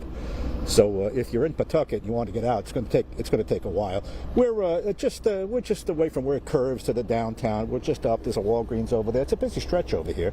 Furlan Street is over there, and this is where it happened. Yeah, and as you said, the scene after, as you can imagine, there was a lot of panic as people were coming out of the arena, running out of the arena. And when we got here, there was still a lot of people. There was 2 teams, but kids from multiple school districts as part of those co-op teams, and it was a good amount of people who were out here when we got here. Again, most of them look calm. Again, they probably had a little bit of time to process it, but just shocking what unfolded there. Most of these local businesses are closed. There's a Boost Mobile, he's closed, not letting anybody in. There's a couple of stores next to him, a barbershop. They all shut down. And the Walgreens was one of the first to shut down because a lot of people ran in there looking for help. Shelter in place. Yeah, and we are expecting again shortly to hear maybe more details. Again, what we're hearing from the mayor's office is that now 2 people have been shot and killed, plus the shooter is dead. It's unclear how long it was after the shooting that the shooter was dead. And again, 3 other people are in the hospital waiting to hear on their conditions. Again, ages. We've heard, again, statements from multiple school districts, again, because there were a number of them that were part of these co-op hockey teams about, their students who were at the arena but were not involved in the shooting. So that's good news, but unfortunately we're waiting still to hear who was unfortunately hurt here. School is off, so this game was pretty well attended. All right, back to you. Brian and Jean, thank you for that. So it is now top of the half hour here at 4:30. Emily Bowles is joining me again to bring you this breaking coverage, devastating news that we are getting about an active shooting that happened this afternoon at Dennis Lynch. All right, so this is continuing coverage from WJAR on the shooting there. The ice rink hockey game, high school hockey game was happening there, and this is in Pawtucket, Rhode Island. We'll get back to that in just a moment, but we want to take a quick break. We'll be back here in just 2 minutes here on Live Impact News on WCNC Plus.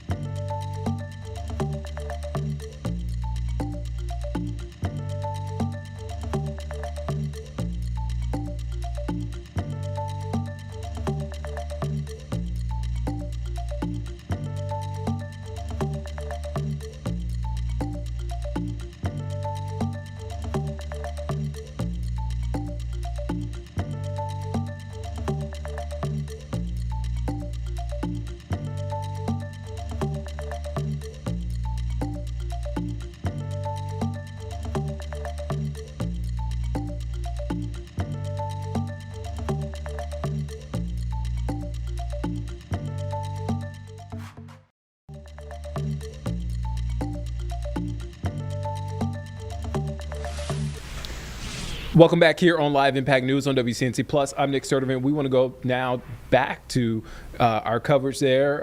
NBC affiliate WJAR reporting on a shooting at an ice rink where a hockey game was taking place. Let's take a listen in. Nature, but we know again one young girl has died and the shooter is dead as well, including another victim. And there are now 3 remaining injured people at the respective hospitals, both Rhode Island and Miriam, where we know victims were taken. Now, what you're seeing behind me, this is Dexter Street. This is completely blocked off right now. So a Pawtucket police cruiser is blocking the area, so no one is being allowed to come in or out at this time. We have been seeing either community members of the media walking up because we're about a quarter of a mile away from that Dennis Lynch arena where the shooting took place, where our crews are right now. So we're about a quarter of a mile away from there. You can walk there in about 6 minutes, but from where we are right now, this is where they have media waiting for that press conference to start, where we are hoping to get more information on the victims, because that's what's important right now. We want to get an update for their families,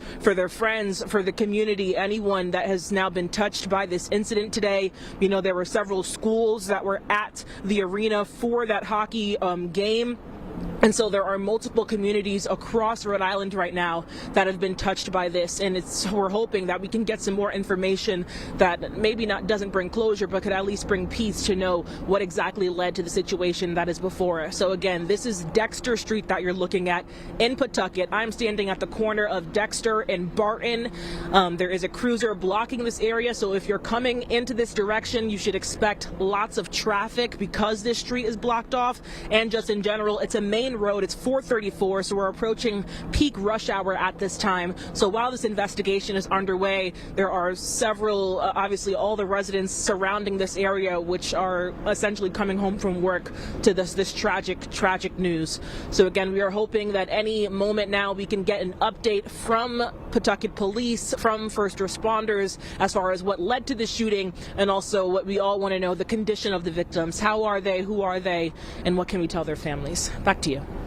All right, Leanna, thanks. As you could see there in the corner, too, we have our microphone set up. Yeah. We are ready to bring you that press conference whenever it happens. One of the other things that Gene was talking about was what a busy area it is outside of the ice rink. Yeah, businesses everywhere. He was saying that people were flying into that Walgreens trying to seek shelter. And Nicole Mader was out there, too, and she was able to speak with some people who were close by when this unfolded. Yeah, she spoke to a student who wasn't inside of the arena but was nearby. Let's take a listen to what he had to say.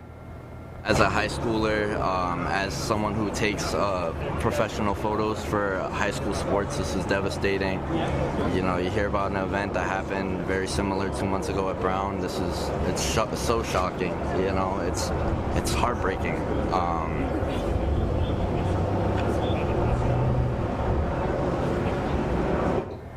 Very hard for students who just saw the Brown University shooting a couple of months ago and are now dealing with this, which did happen at a high school hockey game. So we do want to go through the list of schools that were involved in this. So this was not a tournament, but there were several students from various schools in Rhode Island involved, because we're talking about two co-op teams who are playing each other. They're on your screen right now. It was the Coventry and Johnston co-op team versus St. Ray's, PCD, North Providence, and North Smithfield.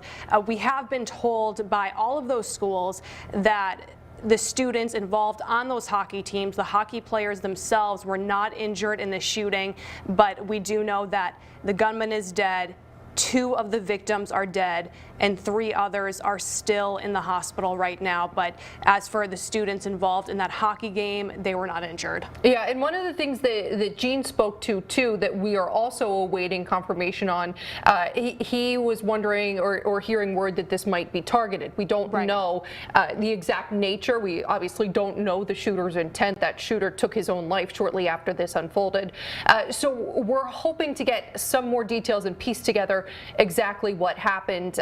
Also hearing that none of the students who played for these co-op teams were injured, we have to assume that the bulk of the injuries and the fatalities were people who were in the stands watching that hockey game, which is heartbreaking when you hear a young girl probably watching, you know, an older sibling play, perhaps. It's awful. And as Patrice mentioned, she said that both of her kids played hockey there, so she's very familiar with that arena. And she said, you know, those stands, if you were sitting there, you don't have many options to go to, that there's basically one entrance, one way in, one way out, and then your only other option would be to hide. So we're still waiting for the details on that second victim. And of course, you know, we've mentioned that the first victim is sadly a young girl, but she has not been identified yet. Right now, at this point in the investigation is really when police are trying to get together all of their information and make sure that they're presenting the accurate information to the public. So they're trying to figure out,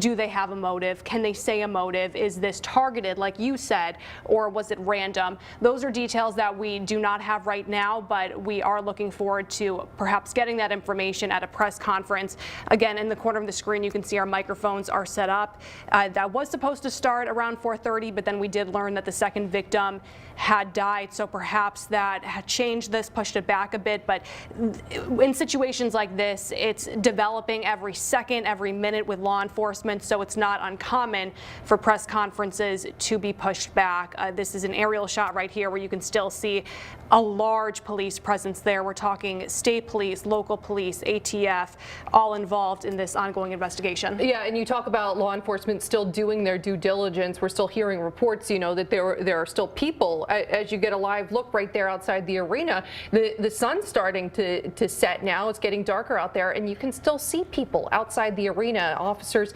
need to interview them to figure out what transpired here. When you talk about the way the arena is set up too, and how difficult it must have been to get out, you also think about those players who are on the ice with so much gear and ice skates trying to flee an arena. Must have been absolutely horrifying for those kids who were inside, and for everyone who was inside to have to then live through that. It's going to be obviously an unshakable memory for them. You can see obviously still a pretty active scene there as we await word about what transpired inside the Dennis Lynch Arena. Once again, 3 people are dead tonight. 2 victims and the gunman who shot himself after shooting at several other people. 3 more still in the hospital at this hour. We are waiting to hear the extent of their injuries. Yeah, and we're still unclear at what hospital they've gone to. Of course, the more serious victims typically go to Rhode Island Hospital. However, Miriam Hospital is nearby, so once we know the extent of their injuries, we'll probably have a better idea of what hospital they were taken to. Hopefully that is released in the press conference. You know, it's not lost on us that this is the second time that this has happened in our community in the past couple of months. It's terrifying, it's heartbreaking, it really shakes you to your core, it gives you the chills, and it's a feeling that none of us want to feel again after we just witnessed this very thing. It seemed impossible that this could happen again. I think we both looked at each other as we were coming out here, and we said this can't possibly be happening again. And here we are, another 2 people dead. A gunman dead, and 3 people fighting for their lives in the hospital. Just a horrific day for Southern New England and the community. Some of the only good news of this, is that those hockey players who were on the ice, the young people, the high schoolers from various schools, St. Ray's, Providence Country Day, North Providence, North Smithfield, Coventry and Johnston, they are all safe tonight. So these were the schools who were playing at the Lynch Arena today. Once again, it was 2 co-op teams facing off. So there was a Coventry and Johnston team. A co-op team is basically when a high school doesn't have enough players to make its own team. And then there was the St. Ray's, Providence Country Day, North Providence, North Smithfield co-op team. And we just heard from one of the hockey players. Actually, Brian Crandall was speaking to one of those students. So we want to take a listen and see what they had to say about this. I was on the ice, and I thought it was balloons at first. It was like bop, bop, and I thought it was balloons. But it just kept going, and it was actually gunshots. And after the gunshots, me and my teammates ran right to the locker room, and we just bunkered up, and we pressed against. My bad. I'm sorry. We pressed against the door and just tried to stay safe down in there.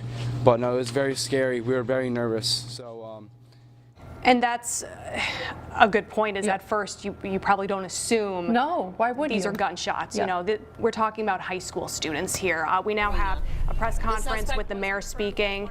Mayor Grebian is there, so let's take a listen. Another casualty from the shooting was at the hospital, that they succumbed to their injuries after being at the hospital, and there is 3 additional victims at the hospital that all are in critical condition at this time. It appears that this was a targeted event, that it may be a family dispute. We cannot release the names of the victims because obviously we want to speak to the family, make sure that the family is well aware of what happened before we release that information publicly. We had assistance from multiple police departments that came in to assist, to offer their assistance. Obviously the Attorney General is also there with us now going over the crime scene. We had several people in the building, so we are talking to them, so we're trying to put together the story and the timeline of what happened. Did this happen in the stands? Can you just describe the layout in there and where this all took place? So because we're in the initial stages of the investigation, I can't get into detail. Obviously, we're still investigating that. We're talking to all the witnesses. Like I said, there were several people within the Lynch Arena because it was a high school hockey game. So we're talking to all those witnesses. We have several witnesses that were here, and then some that we have brought to the police station where we're talking to them there. We also were able to take everybody inside the building, and we reunified them with their families down by Walgreens. We used RIPTA buses to be able to reunite those kids and people in the stands with their families. Was the shooter related to the other victims? You said a family dispute. Yes, so because it's a family dispute, I don't know the relationship exactly at this point. It's still initial, but yes, it is family related. Are you releasing any other information about the other victims, ones in critical, juvenile, adults, any other information? Not at this time until we speak to the families and we get more information. But the mayor said it was a young girl. Is that correct or not correct? It was a female. Just a female is all you're saying, no age. Yeah, no age. Do we know what... Dan Janney from NBC 10. Can you confirm that the victim is actually the daughter of the suspect?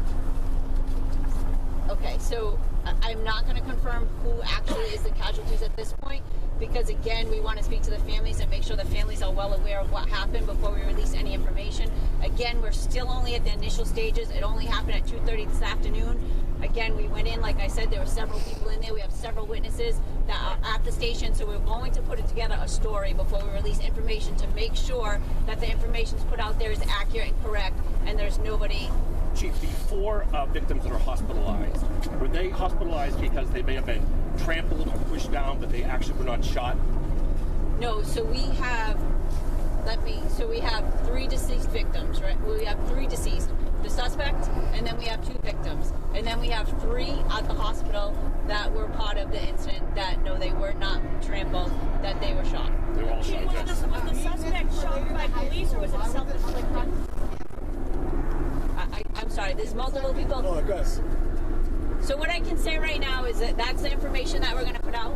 We're going to obviously probably have more information as the day progresses. Again, we want to speak to all the people that were witnesses so that we can get an accurate story to put out there.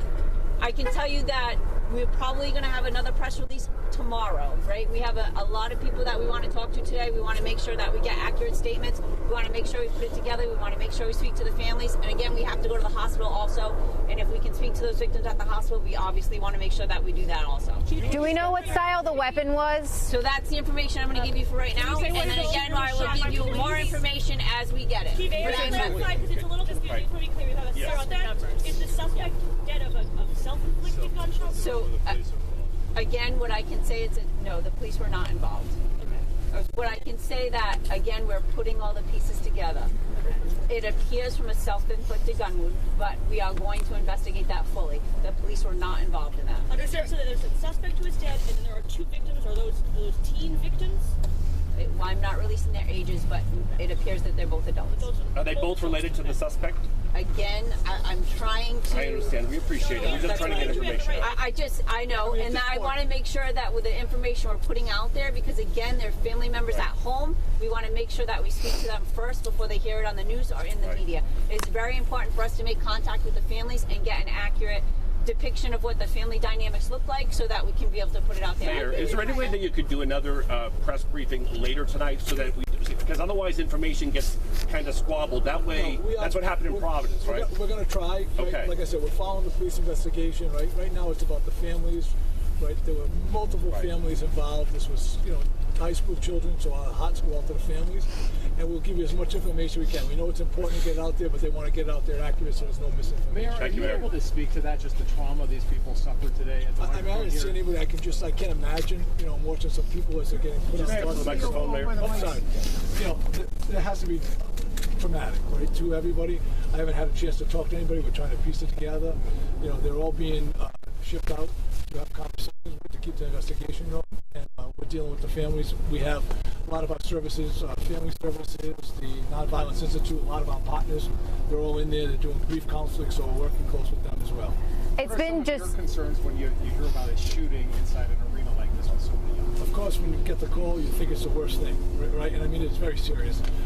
Having said this was an isolated incident in some ways. It's tragic. And you think about that, right? The family, all the resources, we have men and women out there, so your mind goes in all different directions. It's been just 2 months. On the ice, targeted or hurt in any way? I don't know that. I know they were on the ice, but I don't know if any. But Mayor, it was in the stands.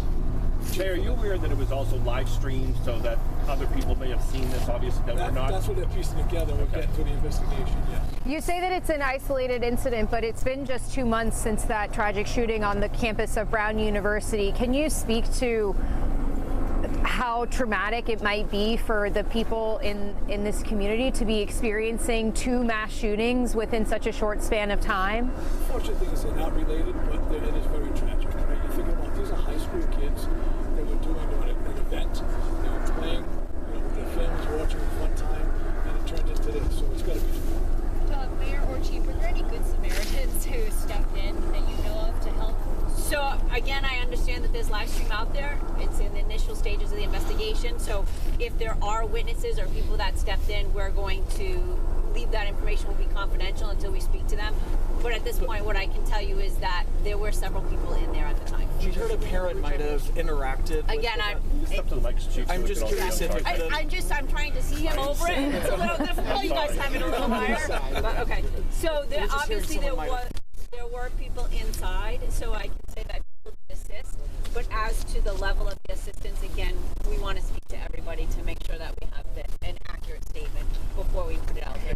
Unfortunately, if we put information out there and it's not exactly accurate, and it was, again, live streamed only for the sense that, so that other people could watch the hockey game. Did you have 1 or 2 guns? So again, that information will come out a little later. Colonel, you had said families, plural, involved, or just one family? No, I believe it's just one family. Chief, have you reached out to all the schools? Because there was like 6 schools out there between the co-ops out there. So again, we have been on the scene the whole time, as the coaches know. So I'm assuming that the coaches would have reached out to the schools because obviously, I guess with hockey, it's more regionalized. Yeah. So it's multiple schools that are playing for one team. So the coaches are there, and I'm sure that they made the schools aware. But personally, we haven't reached out to the schools yet. We will, obviously, but we have been doing the middle of the investigation. Can you identify, is the suspect a male or a female? Because there was some confusion from people who actually witnessed this. Yeah. So again, that's about the extent of what we're going to be able to release at this point. We will give more information as it comes out later today, and then if we can do a press release tomorrow once we've been able to speak to all the witnesses, because again, there was many people inside the arena. We have to speak to all of those people that were in there, give statements. Even if they have nothing to add, we still have to make the attempt and the effort to speak to them to make sure that we have all the information. So this is over. Okay? No Thank danger. You very much. Thank you. No danger at all. Thank you. And you're done. We talked to police chief and mayor wrapping up a press conference outside the Dennis Lynch Arena, the scene of a mass shooting today. We're told this looks like it may have, they couldn't confirm it, but they believe this may have been a family dispute and a targeted shooting at that. They also offered some clarity on the victims. We had initially heard reports that it was a young girl from the mayor's office, but now they're saying that that victim may have been an adult as well as the other victim who died. The 3 others who were still in the hospital, the chief revealed there, are in critical condition from gunshot wounds. She also spoke to the fact that this event was live streamed. So there were people watching this hockey tournament just to watch their kids play, to watch a family relative play, and they saw that shooting unfold. So this is everything that they're going to be looking at now as they piece together what happened, why it happened. They said they could be back later today to reveal more information as their investigation continues now at the Dennis Lynch Arena. Yeah, Chief Gonzalez said that they're interviewing every single person who was inside of the arena. We're assuming there were quite a few people there because of all of the different schools who were involved in these 2 co-op teams. Now, she did not release the identities of the victims because she said since she believes this is one particular family involved, she wants to make sure that their family knows exactly what is going on. So first, Pawtucket Police will be talking with them before releasing that information to the public. But again, we initially reported from the mayor's office that a young girl was killed in the shooting. Now the chief is saying that 2 adults were killed in the shooting. And of course, the way we interpret the term young girl is kind of a loose interpretation. It could be somebody who's 18 that's still a young girl. So that is still information we are waiting on getting. Now we know that there are multiple law enforcement agencies there, local police, state police, the ATF. We have this new statement from FBI Boston saying that they are aware of the shooting at the Dennis Lynch Arena in Pawtucket, Rhode Island today, and they have responded to the scene. We stand ready to assist our partners at the Pawtucket Police Department and Rhode Island State Police with any and all resources they need. They go on to say that at this time there is no imminent threat to public safety and there has been no request for FBI assistance. However, the public should continue to avoid the area. Our prayers are with everyone impacted by this incident. So we do know that those 3 people remain in critical condition in the hospital. So we know that this is very serious. Their injuries are serious. They were all gunshot victims as well. That was released during this press conference. I guess there were rumblings that they could have been trampled during the way out, but that's not what happened. These people were shot and wounded, and they're all in critical condition at the hospital. NBC 10's Nicole Mader has been at the scene since the news unfolded that there was a shooting at the Dennis Lynch Arena. She joins us now live there with an update. Nicole? Yeah, so just one other note from that press conference that, kind of made my ears perk up. The chief said that it did not appear that police were involved in shooting the suspect. It appeared that it was a self-inflicted gunshot wound. Other than that, we really did not get very much information out of that press conference. The police chief was very adamant that there were a lot of people who witnessed and that they were going to interview every single one of those people so that they can try to paint an accurate picture. They, gave the media, they tried to temper our expectations and say that they likely would not have more information until tomorrow. We will obviously continue to ask the questions that we know that our viewers are wanting the answers to. We did not get an update on the condition or the ages of those victims. The chief did indicate that they believe that this is a family incident, at least right now. I was just actually down the street at the scene just before this press conference started. There is still a very, very, very large police presence there. Again, very similar to the scene that I described to you earlier, relatively calm, not a lot of movement, but still a very expansive presence still there. It appeared that cars were leaving, not police cars, but maybe some of the people who had been waiting in that parking lot. Some people who had been attending that game, they were leaving. The other thing that the police chief noted in that press conference is that people had been reunited, students have been reunited with their parents and their families, and that the RIPTA buses were part of that process, that they would make that reunification happen. So we will continue to ask. The mayor said that they might try to do another press conference tonight. We don't know if that will happen. It seems that they are trying to confirm information before giving us anything. Really, we have very little. We don't have much more than what we did before this press conference started. And for now, I'll send it back to you. All right, Nicole, thank you. We also have several reporters at... All right, so that is, you're watching coverage from WJAR, the NBC affiliate there in Rhode Island. They're in Pawtucket, Rhode Island. Again, just want to recap from their coverage and what we've been reporting on. The Pawtucket mayor's office said that 2 people were killed and 3 people were injured in a shooting at the Dennis M. Lynch Arena ice rink during a high school hockey game between 2 co-op teams. We heard from officials not too long ago giving us updates. We will continue to follow the latest developments out of Rhode Island throughout the evening here on Live Impact News. But for now, we want to head over to the news at 5 o'clock with Colin and Vanessa. Thank you for watching us here on Live Impact News on WCNC Plus.